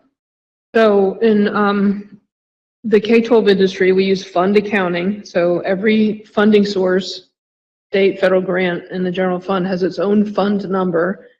And the board authorizes the treasurer to spend money through an appropriations resolution. You're telling me I cannot go above and beyond this value by each fund that is allowable to be spent. So collectively, it adds up to over $1 billion, but some of the funds are inter-district funds. So for example, we withhold payroll taxes from our employees when we pay them. That money gets put into a fund, separate fund, and we pay those bills out of that fund. So it's not in addition to, but I can't spend money out of that fund until it has an appropriation. Does that make sense? Mm-hmm. Did I answer your question?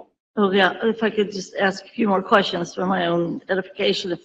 Where in these funds are the amounts of money that we pay for benefits and salaries?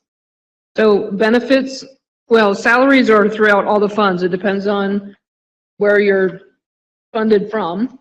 So we have title that pays for teachers, reading specialists, the English language coordinators. We have teachers that are in our general funds. I'm in the general fund. All the payroll taxes are withheld and put into Fund 21. The medical benefits are that's Fund 24. And the monies, the revenues that go into that fund are monies that are withheld from employees, their portion of their medical benefits, and then the district share gets deposited into that fund. So all those bills get paid out of that fund. Thank you. And so when we did the 4% increase, this is built in, obviously, here. And let me ask this then, if I could. The 507, which is ESSER, are these, what is it, $112 million? Is that the last of ESSER dollars? Yes. And the ESSER dollars for 112 have been determined as to how they're going to be spent. Yes, that spreadsheet was shared on August 28th, and it is also included in the treasurer's report tonight. Now, the 112 million was the unencumbered funds from previous years. So that we had a $325 million grant.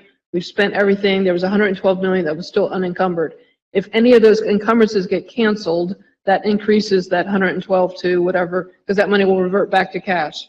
Okay, so that's not a final number, but as things progress, we'll keep you updated. If we have to increase appropriation, actually I don't have to increase appropriation because it's already been appropriated.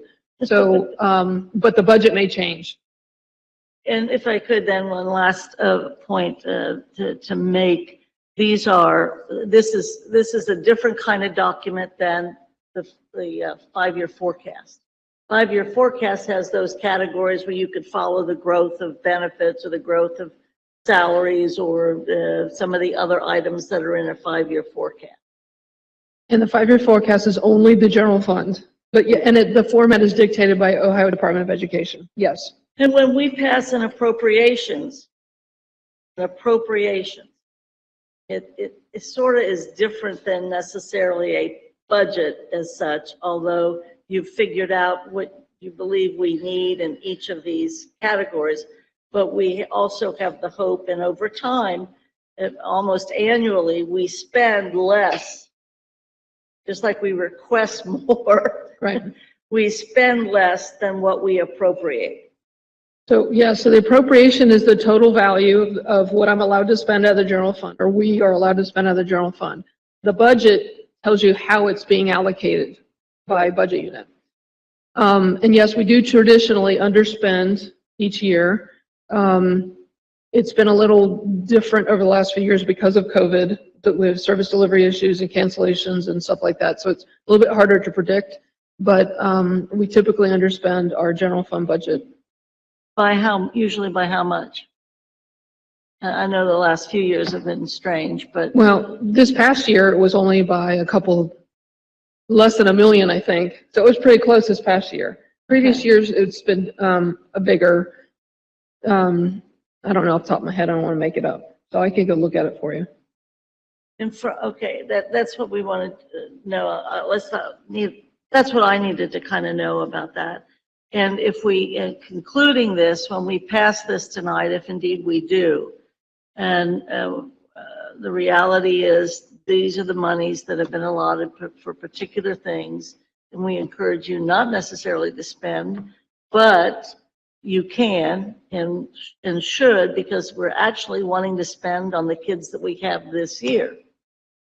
I mean, this budget should be for these kids. That's correct. Okay, thank you. So, and just so you know that, just to take that Cincinnati Preschool Promise thing one step further, on September 18th board meeting is when in the treasurer's report, you'll see that full year payment divided up by quarterly payments, because we pay them, we don't fund them 100% at the beginning of the year. We give them quarterly payments. So that'll go through for in September 18th. So then on the next check run, we'll give them their first payment. And, sorry. The money that is given them properly does it go to the trusted entity, or does it go to the preschool promise treasury? It goes to the United Way, which is the trusted entity in the master agreement. And so they will be the keeper of those funds, which I think is important to make note. Thank you. You're welcome. Thank you, Ms. Bolton. Other questions on budget? People can still ask them here, but what will happen next on the agenda, we'll come back to this 2 times. Once in the form of this resolution, which everyone has on their revised agenda, and then again, the budget itself and the treasurer's report. But any other questions on the presentation from last week or anything that's come up since then? Okay, hearing none, we're going to move on to our second presentation and discussion topic this evening, which is going to be led by Mr. Morosky, Chair of the Policy Committee. Thank you, President Lindy. And ideally, this will be the last time this is on here. I think we probably need about 20 minutes for this one. And then on Friday, Policy Committee meets and we will go over what will become the final document with all of the things in green. So we've been talking about this for a number of months. We've got a couple outstanding things, and then Ms. Bolton, Dr. Moffitt, and I will revisit this on Friday at policy, and then Dr. Moffitt. Oh, Ms. Weinberg, sorry. Dr. Moffitt was there last year. Sorry. Dr. Moffitt was there all last year. But it's not me. I feel like everyone's been on this committee. We've been talking about it. Okay, Ms. Weinberg. Oh, geez, Ms. Bolton, you stop it. I know, it's such an enviable committee. It's okay. It's okay. Anyhow, so we'll talk about it Friday, and then ideally have a resolution either for the 18th or the board meeting after that to say we're done.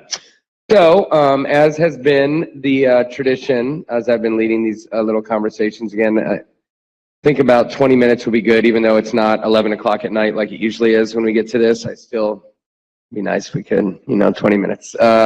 So the first is, and I just want to revisit this because I think the thing hanging out there was some items about consent agenda from 0160, and then from 0120, where we ended last time, was the member powers at 0122.1. And if you recall the last time, what we really spoke about, what we got some resolution on was adding the general counsel and internal auditor to any of these litany of people that the board can interact with. And so that's fine. But I wanted to open it up to see if there were any final comments on 0122.1 member powers. And this is the piece with requests for information from individual board member to be directed to those people. Letter B, superintendent or treasurer will acknowledge receipt.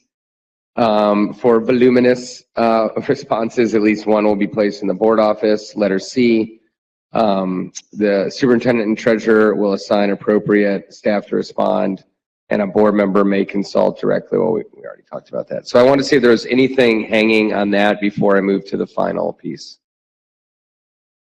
Mr. Moreski, can you just, the number you said, I want to make sure I caught it, was 0112? No, sorry, 0122.1.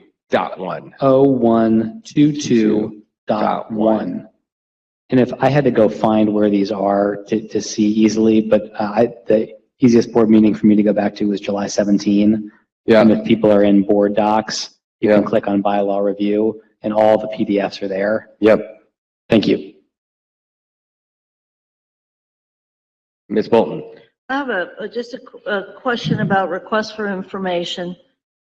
If someone, a board member asks for information and of course gets the response, in this language, does it indicate that the response, first of all, the request will be sent to all board members, and will the response be sent to all board members? That I think is what I want to be able to say, that the language, so there's very real clarity about it, because I think it's serious when we ask for information, when we're not the public asking for something.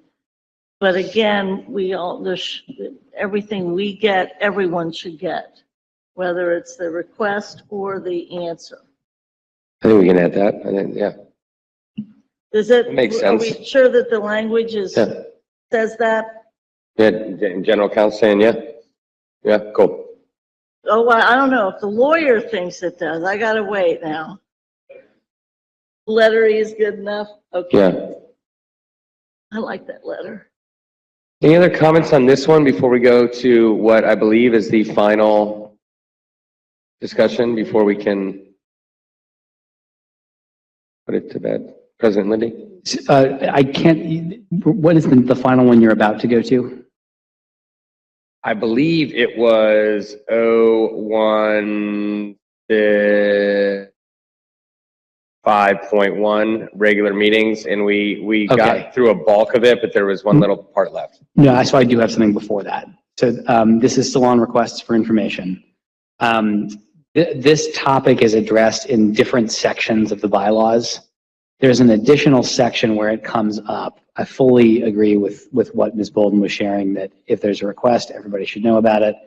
If the request is then received, same information goes to everybody. I'm really glad that that's in there. There's requests for information are also listed under the definitions section, which is 0100.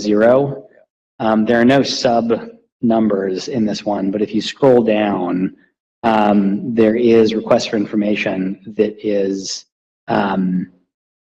also laid out there. I think everything that is in this is consistent with everything that we've talked about so far. There is a part of it that was not in green. Mr. Morosky, I think when I asked about this at the last meeting, you said that we had discussed it and it was green. If so, that's great. I just wanted to double check that that was true.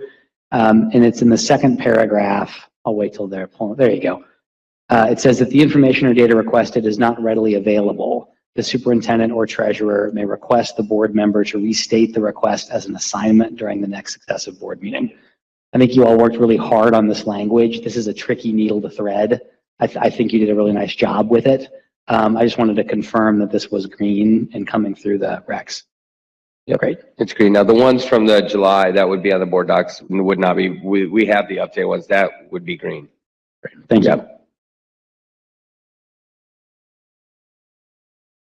All right. Well, so then the last thing is in 0160, which is meetings. And again, it's 0165.1, and it's all the way at the bottom. It's number 6. And it says items and materials that are for, oh, sorry, let me go to the top. So such routine business items include, but are not limited to, those things. And then number 6, items and materials that are for informational purposes only. There's a red line here. Substantive board decisions such as approval of contracts or policies or other potentially controversial matters may not be included on the consent agenda and must be placed on the agenda as a separate action. And then there's another piece for discussion. A member of the board may request any item be removed from consent. No vote of the board will be required to remove an item from any consent agenda, and a single member's request shall cause it to be relocated as an action item eligible for discussion. So to the best of my knowledge and consulting with Dan, this is it. This is the last piece. And so I open it up to y'all because we skipped over this, I think, the first time by mistake maybe, but this is the last piece. If anyone has any strong feelings one way or another. And for some clarity, these 1 through 6 are under the heading F, consent agenda, if that wasn't obvious. So I apologize for not being clearer about that.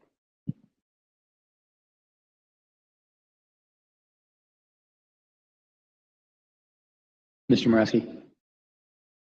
That's right. No problem. I think that there's a way to do a consent agenda in my mind and in what I've read and heard at least that would honor where both of these are coming from. And I wanted to just check that I was thinking about that correctly. If we're able to move towards a consent agenda, there would never be a time where a board member would like something to be pulled off of the consent agenda and it wouldn't be. Literally any board member could take any issue at any board meeting at any time and doesn't even need to give a reason for it. The only thing they need to do is make sure they share it early enough that it can get out to everybody. So when I read the first one about substantive board decisions, approval of contracts, may not be included in the consent agenda, I think in my mind the way this would work is what feels substantive to one person may feel different from substantive to somebody else, but that's okay because any individual board member can pull anything they think is substantive off of the consent agenda. And so what I'm imagining is that what I'd like to personally support is that, because I think people should be able to do that. And over time, I think we work towards, some shared understanding of what people want to talk about. Would your suggestion then, I don't want to put words in your mouth, essentially be excising the red line and just leaving the last paragraph then? I just want to make sure it makes sure that like any board member for any reason, yeah, because it's not board members have a lot of power to make sure that things that should get voted on separately get voted on separately. And I'm wondering if there's a way to strengthen that, or I'm not sure. Okay. Bolton? I first of all, I believe in consent agendas. I also think that we will have to change how the treasurer and how the superintendent report to us, because their current way of doing this does not work on a consent agenda. I do have a reservation about what President Lindy just said. Knowing what's going on around the country and in our region, particularly, and having gone to a conference today, the thought of one board member being able to pull something from the consent agenda, first of all, they'd have to be doing it in public, because you can't, if we have trouble getting in trouble writing our agendas, kind of offline or whatever, it would seem we would have to have it in public, but you could have 1 out of 7 people pull something that indeed the superintendent or the treasurer or the board or the community absolutely needs. So there has to, I'm a little worried about that, although we'll always have 7 great people on this board, but that is not necessarily what's happening in the wider frame of reference for America. Now, that's why there does have to then be a list of consent agenda items that wouldn't even be up for that kind of exclusion. That's when it starts to get weird. I don't know, but I'm telling you.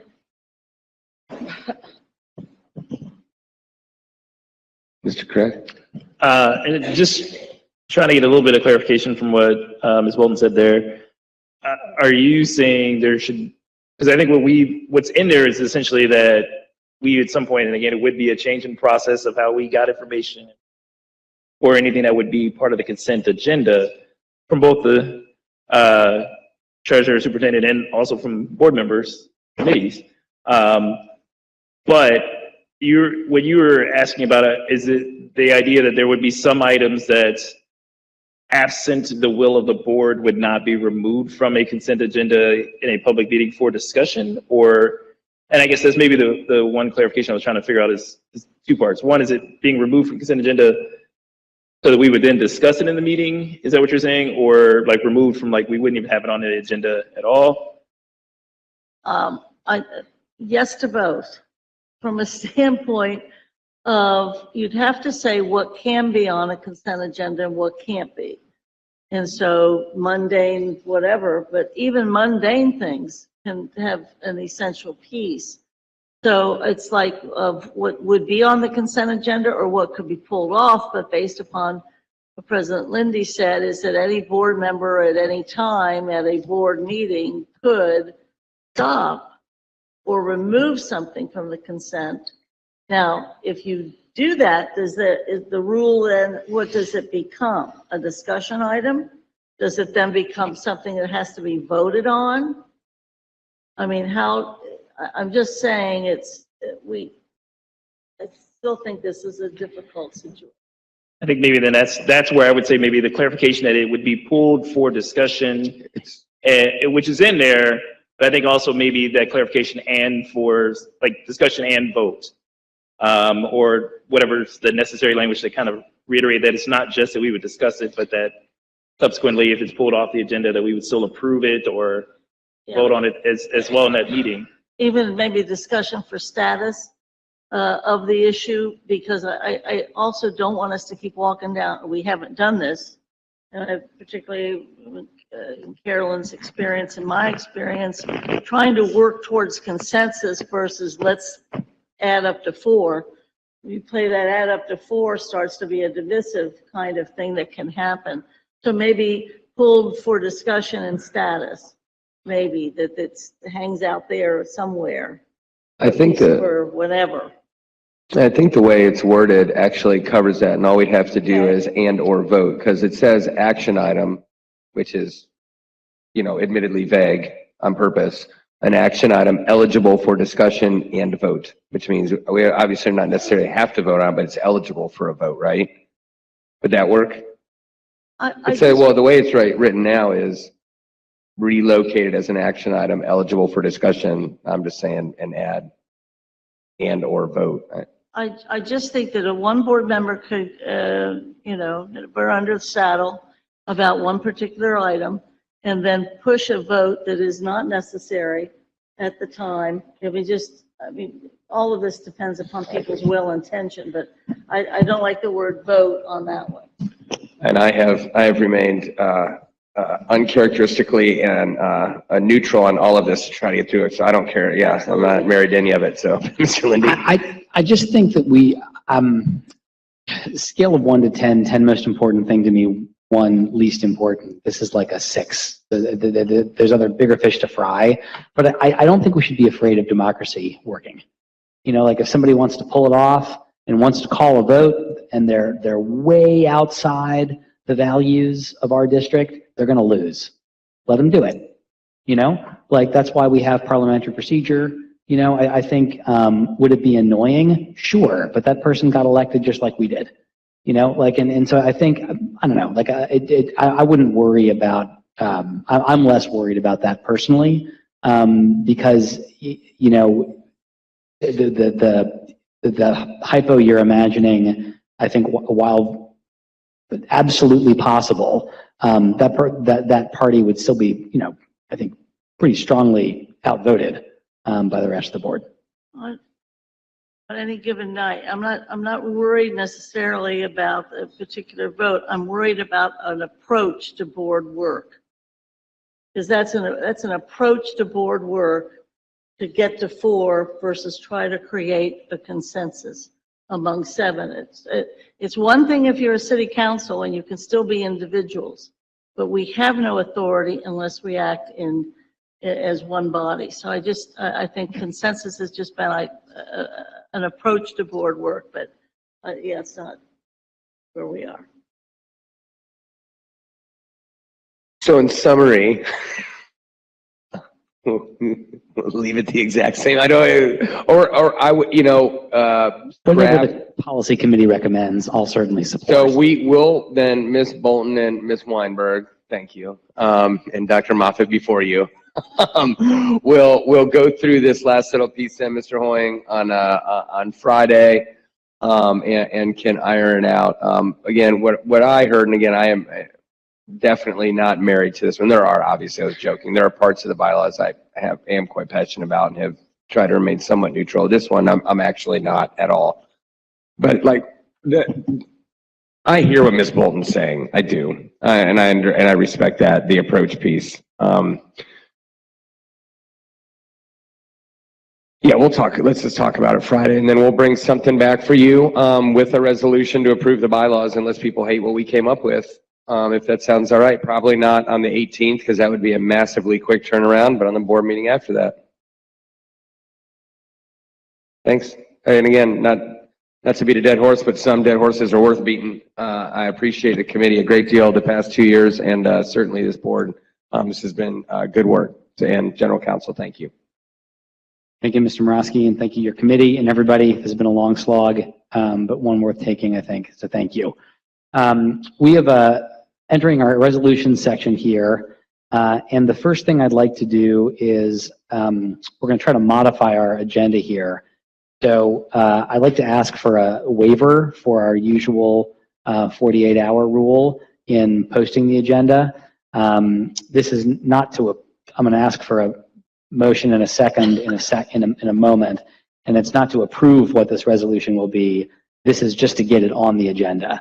So I'd like a motion to add a vote on the fact-finding report that Mr. Hoying will come and explain in just a moment. Is there a motion to add that to the agenda by waiving our 48-hour rule? Thank you, Ms. Bolton. Is there a second? Second. Thank you, Ms. Jones. Any discussion on the motion to waive our 48-hour rule and just add this to the agenda tonight? Great, so hearing no discussion, we're just going to vote on the waiver to get this on the agenda. Ms. Wagner, would you call that vote on the waiver? Ms. Bolton? Aye. Mr. Craig? Yes. Ms. Jones? Yes. Dr. Moffitt? Mr. Morosky? Yes. Mrs. Weinberg? Yes. President Lindy? Yes, great. Now that we have a new item on our resolution section, Mr. Hoying, would you come share a little context? Yes, thank you. The district has now received a report from the fact finder in the third case, negotiation case that we have open with Local 20 of the International Union of Operating Engineers.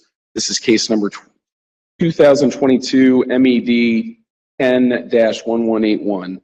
The fact finder has recommended, based on the bargaining positions of the parties, a 4% cost of living increase for all members of the bargaining unit effective July 31, 2023. So that would be retroactive. That's consistent with the COLA increase that was received by all other bargaining units within the district on the same date. And then the fact finder also recommended that the parties commission a new job study to be conducted within 90 days, determine whether bargaining unit members are classified according to their actual job duties, and determine if employees are entitled to any equitable pay increase. After that 90-day period, the report would be provided to the union, and the parties would have a 60-day negotiation period to determine whether any changes should be made based in part on that report. The union would then have a right, if there was still no agreement, to grieve and to take that to arbitration. Any changes negotiated would be effective July 1, 2023. This is the recommendation of the fact finder, and under CERB law, the board has 7 days to vote to accept or reject the recommendation of the fact finder. If the recommendation is rejected, it requires a supermajority of the vote. That would be 5 board members voting no. If it's accepted, then we would agree to that, but the union would still have the right to take a vote of its own, or has to take a vote of its own membership, and in order to reject, the union needs to get a supermajority vote. So that's where we are. Glad to answer any questions, but the vote would be a yes to accept the recommendation of the fact finder, or a no to reject the recommendation of the fact finder. Thank you very much, Mr. Hoying. Any questions for General Counsel or the administration? So we're going to take a vote here in a minute, either yes to accept the recommendations of the fact finder or no to reject the recommendations of the fact finder. Ms. Wagner, would you call that vote, please? Again, it's yes to accept, no to reject. So, Dan, we don't need a motion to move and accept? Nope, Okay. just a vote of the board. Thank you. Ms. Bolton? Aye. Mr. Craig? Yes. Ms. Jones? Yes. Dr. Moffitt? Mr. Morosky? Yes. Mrs. Weinberg? Yes. President Lindy? Yes. Thank you. Thank you very much, Mr. Hoying. Thank you, board members.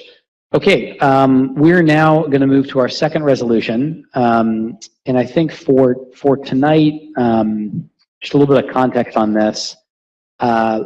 People will remember that at our last board meeting, we had Monica Rosen from the Alma Group finishing a body of work with us around our vision, mission, and forecast as a district. She and her team then did their best to consolidate the feedback that they heard at our last meeting. They shared that update with us, and board members have received now, I think, several things. There were a couple of decision points in what we received. In other words, they shared some options with us. So people received on Thursday last 2 different versions of a mission, vision, and forecast that are posted on board docs. Also, just this afternoon, we made sure that everybody received the full slide deck. It's almost exactly the same. It should have come from Pat this afternoon. It's almost exactly the same presentation that Monica and the Alma Group gave last week. Really, the only difference is you can see in like track changes style where they made changes based on the feedback that people shared last time. For a couple of reasons, my proposal tonight, happy to change this if people would like to do things differently, is that we not take a vote to approve one of these necessarily, for a couple reasons I'll share in a second, but that we have a little bit of discussion about the proposals so that we could vote on the 18th. My rationale for wanting to have more of a discussion as opposed to a vote tonight is even just, I credit Ms. Bolden and Mrs. Weinberg for calling this to my attention, but there were a couple of, they just look like inconsistencies between what's in the deck version and what's in the resolution version. So we can talk about those tonight, but I think there's just a little cleanup work that we can do. And then people might find it helpful to have a minute to talk about it as a group and then think about it before we vote for next time. So with that, I would like, first of all, any objections to that approach? Great. Then I think what would be helpful then is just to open up the floor for anybody who would like to share anything that they like about the current proposals, any questions they have, any requests that they have for future revisions. And I'll just say a piece that I shared last time. I think these will never be perfect, and we can probably spend an unlimited amount of time trying to get them to perfect. But I do think that people often have important feedback to share. So the floor is open. Ms. Bolton. Is it possible for us, I think the item that Pat shared at your direction this evening, is it possible for that slide, I think it's slide 6, to be up, not the resolution, because that's where we found some of the mistakes, but the slide from Alma with the changes, and I think that's what was sent to board members. Yeah, I will, Pat may be faster than I am because I know she's watching this, but what I will do, Rob, is forward this to you so that you can get that up.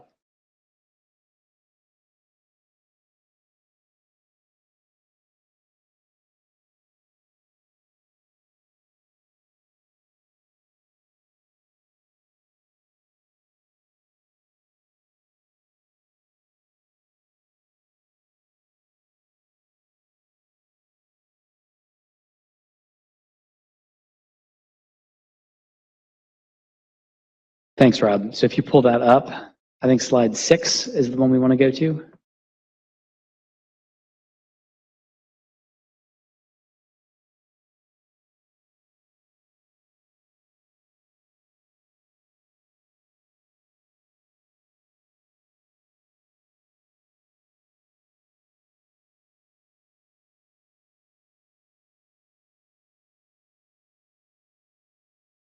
Maybe not slide 6. You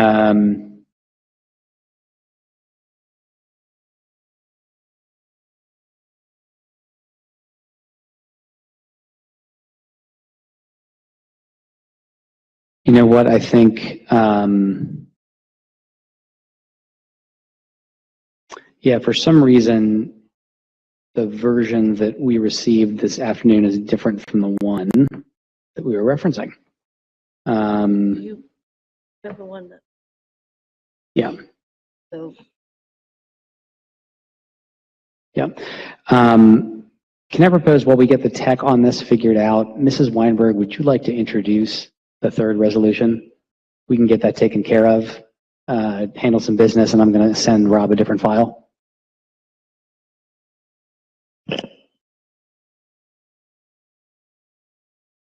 I would like to introduce a resolution approving students eligible for subsidy reimbursement in lieu of transportation for the 2023-2024 school year. And I would just like to present this as written. Thank you very much, Mrs. Weinberg. Is there a second? Second. Thank you, Vice President Craig. Any discussion on the motion? Hearing none, Ms. Wagner, would you call that vote, please? Ms. Bolton? aye. Mr. Craig? Yes. Ms. Jones? Yes. Dr. Moffett? Mr. Morosky? Mrs. Weinberg? Yes. President Lindy? Yes. All right, Rob, you have a new file headed your direction. We're going to try this one, see if we can do this any better. Try it again. I have no more quick resolutions, team. The other one's the budget, so we're going to see if we can get this to work and then we'll keep going.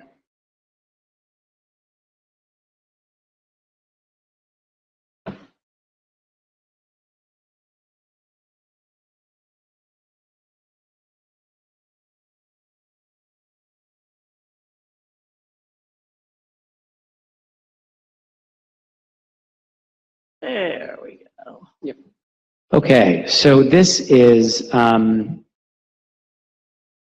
the same or very similar to what's in the resolutions that are posted on board docs, but visually it's a little bit easier to see what the changes were and what's being proposed. So Ms. Bolton.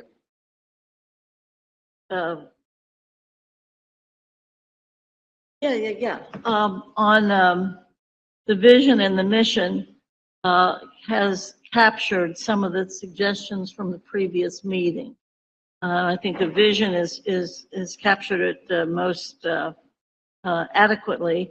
And then also when you get down to mission, there's some changes. For example, Vice President Craig's descriptor for opportunities was equitable opportunities. There's some choices, as Ben mentioned, choices of either that or whatever for vision. And there's not necessarily choices on mission, but indeed we've eliminated some words and we've started with something that came up with the community's input, not surprisingly, that we are a community rather than it starting with we students and staff and what have you. So they got so I think I like very much for us to discuss how we feel about the choices and vision, and also talk in terms of where some of the approaches to mission. I do still think, as I said last time we met, I still think that we could do better with our forecast, because for no other reason, but it doesn't include anything to do with financial structure. So that's my initial reaction to those three. Rob, for the comment around the forecast, that's the very next slide. There you go. And I imagine we'll toggle back quite a bit. Thank you. Any other comments, Ms. Bolton?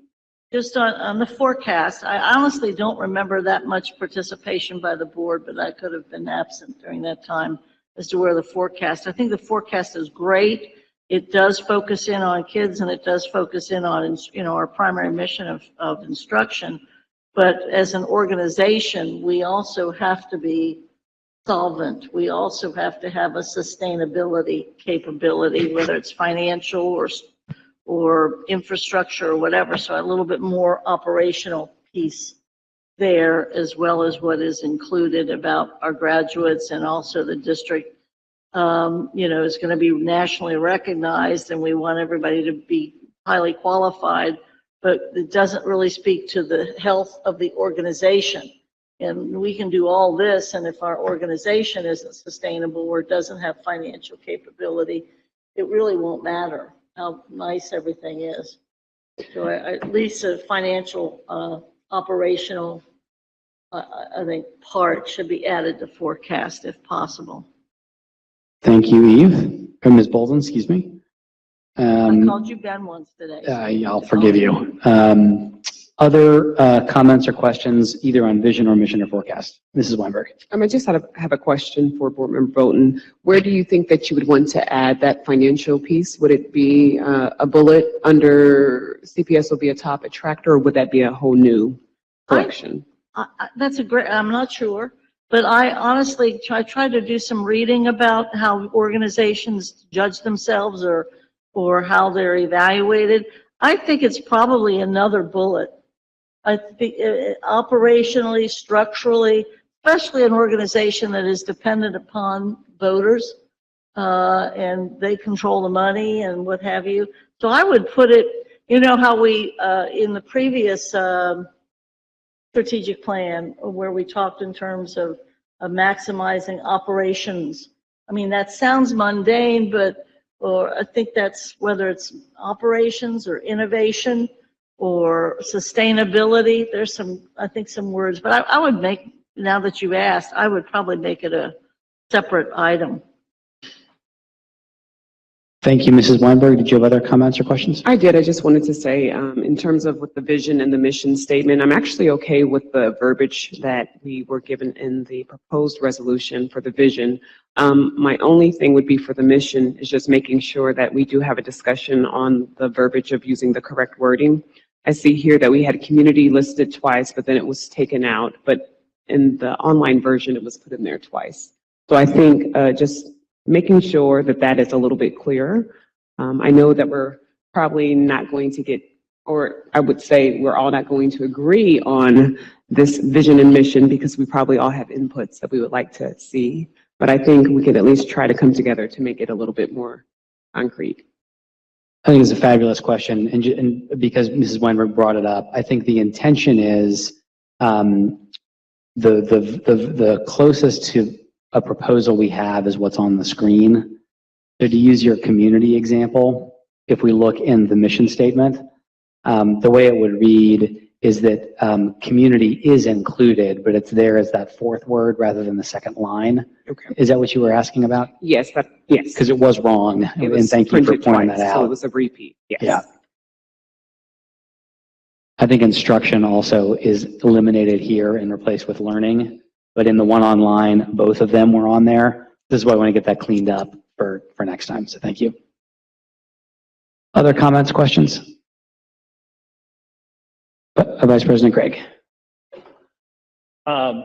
So for I echo everything that folks have said so far. I wanted to say that while I have no strong preference, so I have a preference, but not a super strong preference either way, I did like the idea of the reach their fullest potential a little bit more than pursue their life's passions, mostly because that's something where you're preparing them to then kind of do. But both of them sound good to me and sound fine for us to utilize. I also say I think I actually prefer excellent over successful schools because I think that actually imposes upon us a measure that may necessarily not everyone will agree upon. That because success embodies the idea that you, or successful embodies the idea that you've already succeeded in doing X, Y, and Z, and not necessarily something you're aspirational towards.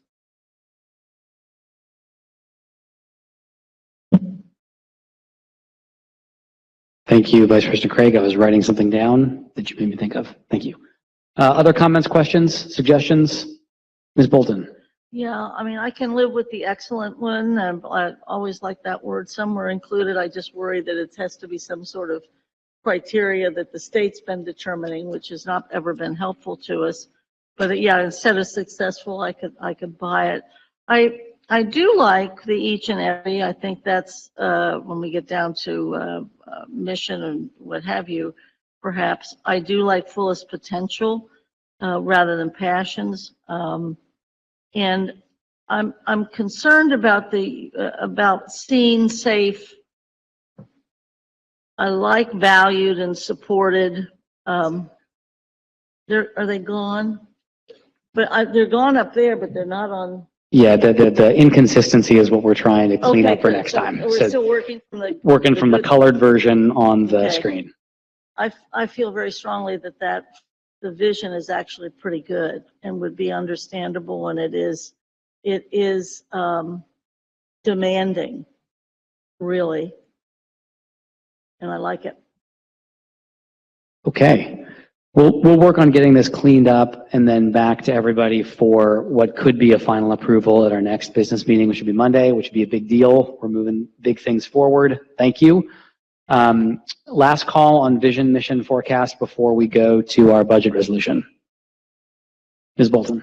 I do like the equitable opportunities for mission, and I do like learning. Instruction is how you put a shelf together. I mean, isn't it? I mean, we do, right? Learning. That's a warmer word. Duly noted. It's the IKEA mission. So, yes, Ms. Jones. I would just suggest, I mean, I'm good with what my colleagues have offered, but I think I would ask that Ms. Bolton write out that bullet that she wants in there to make sure that we capture what she's saying as a separate on the forecast. I like the forecast, and I think it is appropriate to add that bullet. So, and please, everybody, tell me. Yeah, I think. Well, I'm trying to work with you and please you, so we don't. That's right. No, I like where you're coming I'll from, write it. Ms. Jones. Maybe she could send that to Pat at the board All right, office. okay. Send it to and Pat then at the Pat board can get that out to office. us. Yep. Excellent. Okay. You are the wordsmith, Um, not me. So we're going to keep moving to the next item on our agenda. We have covered item 1 in resolutions. We've covered item 3 in resolutions. We have item 2, which is the fiscal year 23-24 appropriations resolution. I know that we have an amendment to this. Can we get it on the floor with a motion in a second, and then we will amend as needed? Is there a motion to approve this resolution? So moved. Thank you, Mr. Morosky. Is there a second? Second. Thank you, Mrs. Weinberg. Are there any amendments?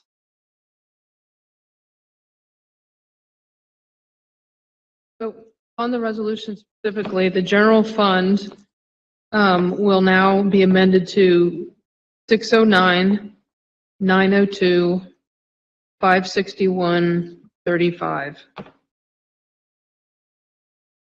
Thank you, Ms. Wagner. Mr. Morosky is the motion maker. Is that a friendly amendment? Yeah, friendly. Are there other amendments? Not done, sorry. So that means the total has to be changed as well, to 1,066,004, 351, 35, 55. Sorry.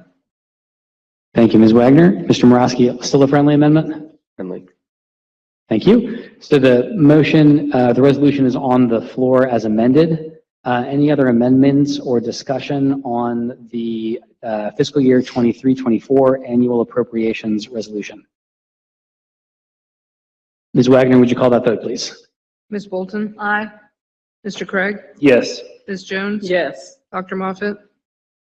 Mr. Morosky? Yes. Mrs. Weinberg? Yes. President Lindy? Yes. We're moving now to section G on the superintendent of schools. Do we have any retirements this evening? Yes, President Lindy, we have a couple. We have for our certificated staff, we have Susan M. Brettenstein, hopefully I'm saying this correctly, a PK teacher from Sailor Park. We have Thelma L. Dorn, an intervention specialist from College Hill. Lisa R. Friedman, an intervention specialist from Mount Airy. Sharon D. Heisel, a PK teacher from Bond Hill. And then David K. Lakita, hopefully that's correct as well, a PK teacher from Pleasant Ridge. So we would like to thank these individuals for their years of service and their commitment to our students and of course to this district, and we wish them all of the best. Thank you, Mrs. Weinberg. Is there a motion to accept the recommendations of the superintendent this evening? So moved. Second. Thank you, Vice President Craig. Thank you for the second, Mr. Morosky. Any discussion on the superintendent's recommendations? Ms. Jones? Yeah, under certificated personnel, page 4, I just need some clarification on that category, teacher class 4, where the person's name is listed twice.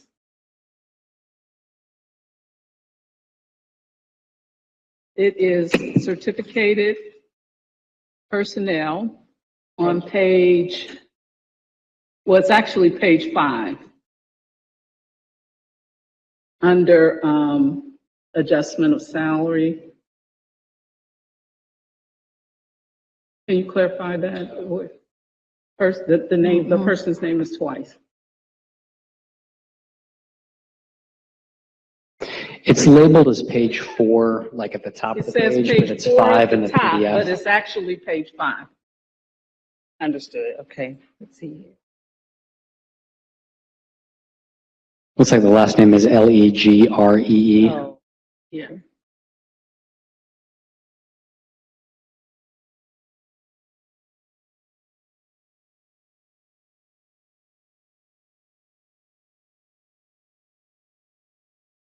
So the difference was the change of the time period. So if we'll notice for the first one, there needed to be a correction for the salary.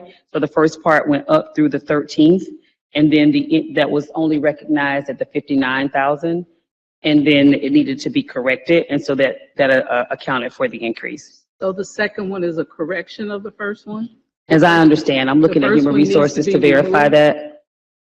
I'm looking at human resources to verify that, but as I understand it is a correction.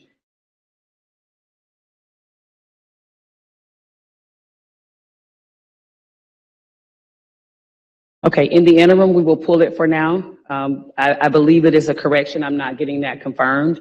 And so I don't want to move forward if there's going to be a challenge with it. So we'll, Ms. Jones? I didn't mean to interrupt you. I'm just confused about it. So I think what we have now is the recommendations that are up for vote in a moment. I've had those 2 rows withdrawn. I'm sorry, I can correct this by looking Okay. at it. Okay, so the second one is a correction of the first. So for the first one, the salary started at 54, and it did not take into consideration at that point the master's degree. So the salary was initially moved from 54 to 59. When it was corrected, it then moved from 59 to 65. Okay. So the second column is where it started, and the first column is where it went to. And then the change was within 15 days after that, that then went from the 59 in the second column to the 65 in the first. Okay. Thank you, Ms. Jones. Thank you, Superintendent. Any other discussion on the superintendent's recommendation? Ms. Wagner, would you call the roll, please? Ms. Bolton? Aye. Mr. Craig? Yes. Ms. Jones? Yes. Dr. Moffett? Mr. Morosky? Yes. Mrs. Weinberg? Yes. President Lindy? Yes. We're now moving to our next item, which is the treasurer's report, and this includes in it the budget. Is there a motion to adopt the treasurer's report this evening? Thank you, Ms. Jones. Is there a second? Second. Thank you, Vice President Craig. Any discussion on the treasurer's report? Ms. Bolton? I have a question. I raised this when we were at our work session a couple of weeks ago when Ray and Cindy were here, and on the addendum to the treasurer's report, it's a listing of contracts. And the contract, well, I'm interested in having us have some discussion about, or none, I'm just going to raise the issue. It was the Council on Great City Schools. And my issue there is this inclusive of our usual payment to be members? Is it the for the purpose of them helping us with governance? I'm not. It's kind of written out what it's the governing team, school board and superintendent include, but not limited to training and coaching and what have you. So is this above and beyond the membership, which is 30 or 40,000? Just a point of question. Do we know? I do know. It's actually above the membership. So the membership cost, as you said, is a set cost. This is the cost for the second part of the cost for the 2-year window for the student outcome focused governance training. So it's specifically for that training. I also, Ms. Bolton, or Mrs. Weinberg, go ahead. It was pertaining to this question. I also was a little confused on the $100,000 as well. I didn't know that we agreed to that amount, and I'm just curious to have some explanation about that.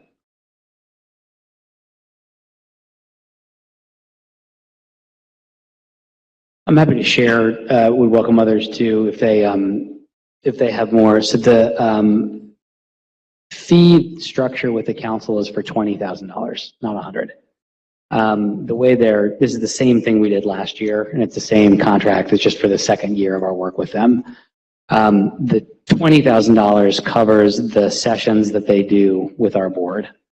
So long as the cost to the council of doing the coaching is much more than 20. So long as our board continues to do the things we said we were going to in terms of governance, they eat the cost of that, everything over $20,000. They only invoice us for costs above 20, between 20 and 100, if for some reason we decide to not do the things that we committed to doing. So last year, the dollar amount paid towards the council was 20. This next year, so long as we continue doing the things that we've been doing and what we committed to at that retreat, it would be 20 again. So it's the same exact structure. that we approved a year ago. But, Ms. Bolton? but the contract says $100,000. The treasurer's report says 100. The contract that they submitted, which is the same as last year, is for 20. And then it can be up to $100,000 if the board decides not to do the things that we committed to doing already. I agree with you that we committed for a year to do what we've done, and we've got our guardrails and goals and whatever, and the governance thing. And I'm not trying to pick a fight about this, but it's does this say in the treasurer's report, or actually this is the addendum, up to 100,000 rather than 100,000? And this is above and beyond the membership. That's right. I mean, I'm happy to send to you or anybody who's interested what Cindy shared with the treasurer's office, but the full contract that they send is up to 100. And it's this, again, it's the same thing we did last year. Mrs. Weinberg? So with that explanation, just on that line that we're seeing within the treasurer's report, why does it just say 100,000? So that would be my question, I guess. Because as it looks as if we're paying them $100,000. It doesn't look as we're paying them up to $100,000. And I just want to be clear on that. The sentence actually says maximum amount that may be paid to the district for services inclusive of travel is $100,000. So the purchase order is issued up to $100,000. They can't go over that. We will pay them as they invoice us for the services they actually do. So the services could be 25,000, they could be 80,000. Right. If you approve this, you're approving up to $100,000 worth of spend. Mrs. Weinberg, I'm happy to share this with you or with everybody, but this is exactly the same thing we did last year. And the underlying contract says they'll invoice us for $20,000. Yes, if you don't mind sharing that so that I can actually read it, would be great. I have it in front of me, so I'll flip it to the board. Thank you. Dr. Moffett? So I did have some of the same concerns and questions. It sounds like a blank check to me, which makes me a little uncomfortable because we won't see this again if it's billed at 60,000. We'll just have approved up to an amount. So I'm a little uncomfortable about giving authorization blanketly like that. But I'm also interested in the fact that we don't have KPIs for any of this information that is on any of the, well, I'm sorry, we do have some KPI information. Again, that seemed to be an area that we were disqualifying particular vendors for because they didn't meet KPIs, but we're actively not putting all of the information here for board approval, specifically around KPI information. So I'm just a little, I brought this up before, and it was, oh, it takes time to get that, and we don't ever get that information back. So I'm a little concerned that we're asked to approve things that we're not getting all of the information for. And that this seems to be rather a blanket check for an approval amount.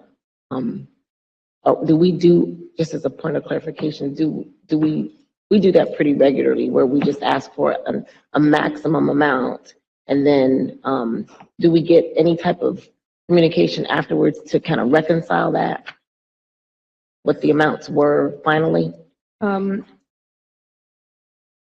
Not on a contract by contract basis unless there's an amendment that needs to be approved by the board. For more money, but not for under then? Any kind of amendment change.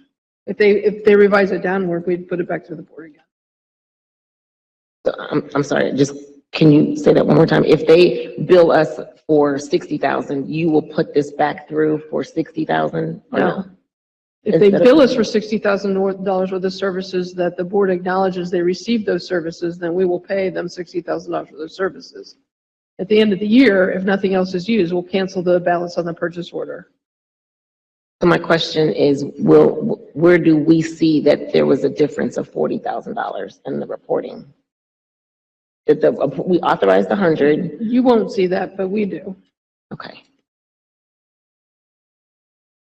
And Other questions, Dr. Moffett? Sorry, Treasurer, go ahead. that's okay. I was just going to respond to the KPIs. So we have many people that are still in training and learning how to do the KPIs.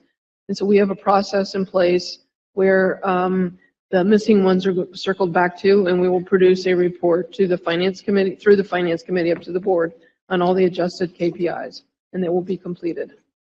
So for multiple year contracts, this is the second year of a contract. They should have KPIs already, right? Because they've already been approved once. This was their second. If it's the exact same service, then probably. And it just, the person who entered it didn't actually enter it. So it's still a learning process for everybody. It's a new process. Thank you, Dr. Moffett. Thank you, Treasurer Wagner. Ms. Jones. Yes, I just wanted to, for a point, to clarify a little bit, having been in a position where we've contracted with consultants before. Well, first, let me say that I also, in talking with Cindy as part of our point, our phone call and all that, I understood her in discussion of the contract to say that it would cost us $20,000, which is what I believe the first year was. It is not unusual for contracts to have an up to amount, but it doesn't necessarily mean they can automatically bill it. It just means that if there's an additional service there that's needed, it comes to the board for approval and the money is there, if that makes sense. It doesn't mean that we're spending $100,000 on this contract. I've heard $20,000, and if anything goes over and beyond that, then it comes back to the board for approval. Thank you, Ms. Jones. Any other comments or questions on the treasurer's report? Ms. Bolton. Yeah, just again, Carolyn, could you? If it goes over 100,000, it comes back, or No, 20. if it goes over 20? 20,000. I don't know is that true? If we've already set up to, I think, yeah. Go ahead. No, I was just going to say, again, folks, this is exactly the same thing we did last year. It's what we said we were going to do when we met with them in a public meeting on the 30th. And I think that, I think I'm with Eve, though, on this point, that Yeah. I think if let's say, for example, that we decide we're throwing out all of our goals and guardrails, we're never talking to them again, and they have incurred expenses that take them to 50,000 instead of 20,000. If we've approved this, they can invoice for that without coming to the board. But for another vote. even if they did that, it would have to come to the board. Not if it's under the amount that we approve. Well, I'm going to, Treasurer Wagner may tell me I'm completely wrong. I'm often wrong. The big difference was last year when the purchase request was entered, when the contract was entered, it was entered as a $20,000 purchase order. That's what got approved. So anything above that would have needed a board approval. This year, the quote came in and it was read as 100,000, even though there's a $20,000 line item in the contract. So there's it is a little bit different. It's the same thing. The contract is exactly the same. It's how it was entered in Business Plus. So you can approve it at 100,000 and just monitor to make sure that you're not going over the 20,000, or you can approve it, manually change it to what you did last year. It was either 20 or 22. I don't remember exactly the amount. Thank you, Treasurer. Any other comments or questions on the Treasurer's report? Would you, Ms. Bolton? Still on one thing. Go, please. We are facing the kinds of cuts that we're going to be facing in FY25. This would read better if it were the $20,000 and with the understanding that other expenses or whatever could be incurred and they would be paid for. I know this is the first thing somebody's going to see, that when we start having to make big decisions, they'll say, well, you're having somebody come in. And I think we can justify it, but I just think it gives, I'd hate to have to explain it. If we don't have to explain it, I'd feel better about it. Are you proposing an amendment, Ms. Bolton? I think sort of maybe where treasurer said about the 20,000 and then expenses as required or some, I think that sounds better than the $100,000 whatever. Remember, I'm not the wordsmith. There's Carolyn giving me that job. If Ms. you do- Wagner? Yep. If you do 20,000 for services plus, you have to do an estimate for the travel the additional costs. Otherwise, you'd have to come back and revise the contract just to do the travel. It is literally the same contract as last year. It's just entered into the system differently. So I think It was built in. It yeah. was built in already, and they have not used it, and they have clearly Yeah. said to us that they are not going to Yeah. use it. Mr. Craig? If it read 20,000 for the services and then budgeted in 10,000 for the additional travel expenses, which is how contracts read, which is how it kind of operated, would that be fine for folks on the board? I don't care. Okay, so, I mean, if I can make the friendly amendment, and I don't remember who made the motion actually now. Who is our motion maker? Ms. Wagner? Ms. Jones was the motion maker and Mr. Craig was the seconder. So if I could make the friendly amendment that we would to change the amount allocated to 20,000 plus the up to 10,000 for travel expenses as indicated in the contract, or as specified in the contract. Accept the amendment. Any other discussion on the treasurer's report? Ms. Wagner, would you call the vote, please? Ms. Bolton? As amended, aye. Mr. Craig? Yes. Ms. Jones? Yes. Dr. Moffat? Mr. Morosky? Yes. Mrs. Weinberg? Yes. President Lindy? Yes. Moving on, we have no board matters this evening. Are there any inquiries or updates? Mr. Morosky, followed by Ms. Jones. Last meeting, I said, or a couple meetings, I don't remember when, that I would reach out to the Gilligan family and let them know about the resolution that was not on today. It was the last meeting that we didn't have on tonight, and they were most excited about it. And so I'm just passing along now to the superintendent for the first time and general counsel for the first time that they are very excited and welcome the opportunity and would love to be here when we do that. So I would just ask that if we could figure out when that would be, and I can give you the information and you all can take it from there. I need not be involved any longer. So just hit me up, remind me, and I'll connect you and we can invite in the Gilligan family for when we do that. Thank you, Mr. Morosky. Any other inquiries or updates? Dr. Moffat? Well, I had a, do you want to go first No, before you forget? go ahead. I can wait.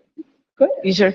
So I just wanted to, this was actually under board matters, but I didn't put it down there. I've given through Pat, everyone a copy of the Business Advisory Council notes, so you can read them at your leisure. We had a meeting August the 31st. It was great. We toured Aiken, the farm, and got a really great presentation from the students. There are just some things to note. Agriculture is in 5 of our high schools. It's second only to health in our schools. The number one concern is spacing and expanding our CTE programming.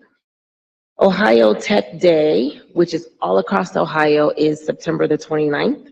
And we've got students from Aiken that are attending, and Aiken is a recipient of the 21st Century Grant.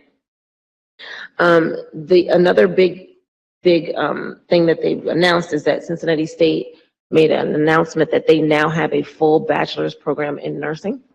And so they've invited some of our students to attend as well. But for the rest of it, just look at the summation that you have. I just wanted to make sure that I pointed out some of those good things that they've got going on, and extend the invitation to the Ohio Tech Day. And Butler Tech is offering something on October the 4th at Great Wolf Lodge, but you're invited. So I'm not a Butler Tech fan because I think we're great, but you have this information. So it's at your table. Thank you very much, Dr. Moffat. We'll go to Ms. Jones, I promise, but would you mind forwarding me the request for the board matters? I want to make sure our system is working. I went to check and we didn't have any, which just makes me think there's some breakdown somewhere. So send it to me and I'll Okay. make sure we get it It fixed. was my fault. I didn't send it. I found these. Okay, that's totally, I just want to make sure we didn't drop anything. Ms. Jones. Yes, I have two inquiries, one which may become an assignment, but the first inquiry is directed to the superintendent. Wanting to know where things are with scheduling our board members, our board meetings in the community. Like we wanted to do 4 for the school year. I will double check. I thought that I sent those out in the weekly updates. We scheduled one for before the end of the first semester Okay. and one in the second semester. So we actually have those dates. So if I did not. I'm sorry if I didn't see And it. it may be but- me. If I did Yeah. not put them in there. The two meeting dates, if you just send them to me really quickly for the board meeting for the fall and the one for the spring. Okay, sorry if I That's missed okay. it. Okay, and then second, isn't it, this is more inquiry for board members, and I'm looking at Ms. Bolton because she's usually the one, and if it's depending on the answer, I may assign it to her.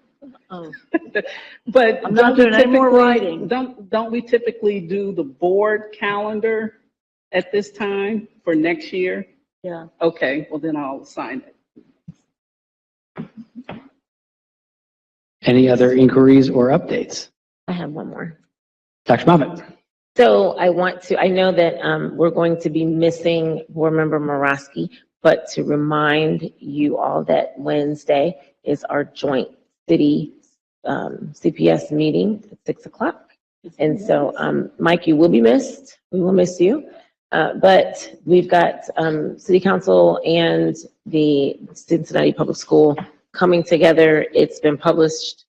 Great work to the superintendent and her team and the city and vice mayor and her team for helping to get this off the ground. So we will see everyone on Wednesday, the 13th, from 6 to 8 in this room. Thank you, Dr. Moffitt. Other inquiries or updates? Hearing none, we'll move to it. Oh, just kidding, superintendent. Two things very quickly. One, and I'll put them in the updates as well, and so that we can get them updated on the website.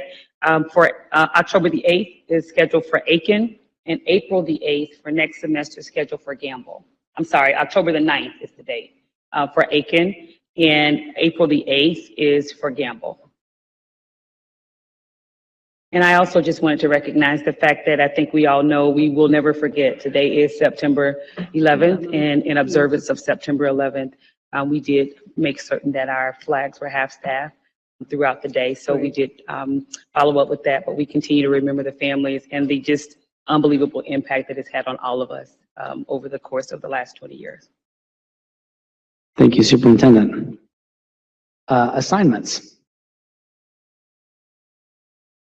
Ms. Bolton. I have an assignment, and I think we've already said this in its own way, that the administration perhaps meet with the negotiators for CPP and just see if there's any kind of an update, a new status, a new wrinkle in any of the discussion regarding the master agreement. And then also for the administration to try to find a time for a mutual meeting among CPP Board of Managers and the board of us. What? Can I add to that? Sure. It has been historically a process for getting those two boards together, and it was typically the board chairs organizing that meeting. So that means President Lindy and whoever their board chair is. And I have to take some responsibility for that too. I was in touch with Dr. Owens before he passed about us getting one scheduled, and I have not reached out to their new board chair since Dr. Owens passed. But let me do that, and I think getting something scheduled is a great idea. Other assignments. Ms. Jones. Yeah. As you all might be able to tell, I'm transitioning, so I'm trying to have my impact right now, so I'll get my couple assignments out. But I'd like to propose assigning development of the board calendars to Ms. Bolton, who always does a great job on that. Fewer meetings this time. No, well, I was gonna add that I would encourage, just looking back on some of our past practices, and I know the board is going through lots of changes and board development, but I do think that it's important to have some time built in where we talk about board development in terms of board processes and building board culture and getting to know each other better. And that's all that touchy-feely stuff that people don't like, or we spend an overabundance amount of time doing it in these meetings, which makes the meetings longer. But I found it helpful when we did that. So maybe board retreats that are specific to that kind of activity might be helpful. That's my suggestion, and I won't be here for it, but But you'll watch us. yeah, I'll watch you. Okay. You and have then- 110 days. I've already told you that. 110 days left. 110 days, okay. And then second, just in thinking about the fact that we are going to have a new, at least one new member on the board, onboarding is so critical. And it is especially critical at this point because we're amidst the Council of Great City Schools training and what have you. And I think we have our board bylaws recommend a specific onboarding, but I would encourage the board to start earlier, like the day after Election Day, when we know who that person is, and think about ways to get that person, whoever is new, get them up to speed, as much as they're able to, if they're working, but get them up to speed.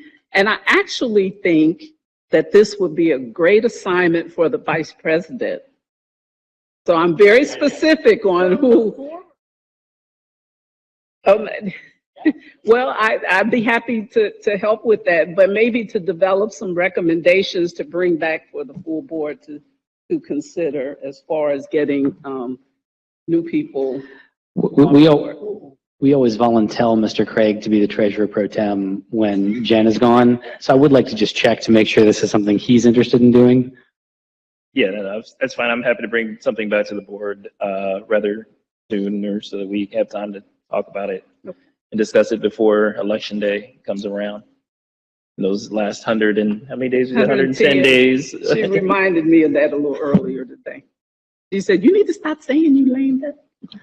Thank you very much, Ms. Jones. Other assignments, Ms. Bolton. Just a clarification, if indeed I do get this assignment, incorporate obviously the board staff that really does the work on looking at, besides having fewer meetings, are there other things, or if there are other things that you all would be wanting to incorporate as we build the board calendar, which has to be announced and done and whatever, and all those other things by that January? This is a board calendar from when to when? It's the January. Yeah. It's a year calendar because when the new Yeah. board takes. My one thing that's on my radar is we adopted a progress monitoring calendar at the work session on the 30th. So whatever we do, I'd like it to allow that progress monitoring calendar to continue to work. I think that had also room for there to be fewer meetings. So I think these two things can work together, but that's the only thing that was on my radar. Okay, anybody else? Superintendent? On behalf of the administration, my only ask would be a little more time between meetings. For example, we have a meeting today. We have another meeting on Monday that's also a business meeting. So it really doesn't give our team enough time to really get the information.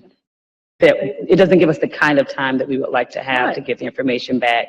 I know this is unique or it's odd, but moving into next year, if we could just modify that a little bit as well. Mr. Craig? Just as a question, I know we've talked about adding a joint meeting between CPP and CPS board, as well as I know we've been doing the conversations with the city. And I don't know that those necessarily need to be on the calendar that you make, but I think it might be great to build in suggested times or suggestions within that framework so that it doesn't feel like, we have a meeting where every meeting gets scheduled that 1 week or in that 2 week span. So that helpful for all of us as we also plan out the committees and stuff will also be, whenever they're deciding to meet on their first dates as well. Thank you. Thank you, Ms. Bolton. Any other assignments? I didn't hear any dissent on any of those. I don't think we need to vote. We want to check any concerns on any of those. Okay, that'll work.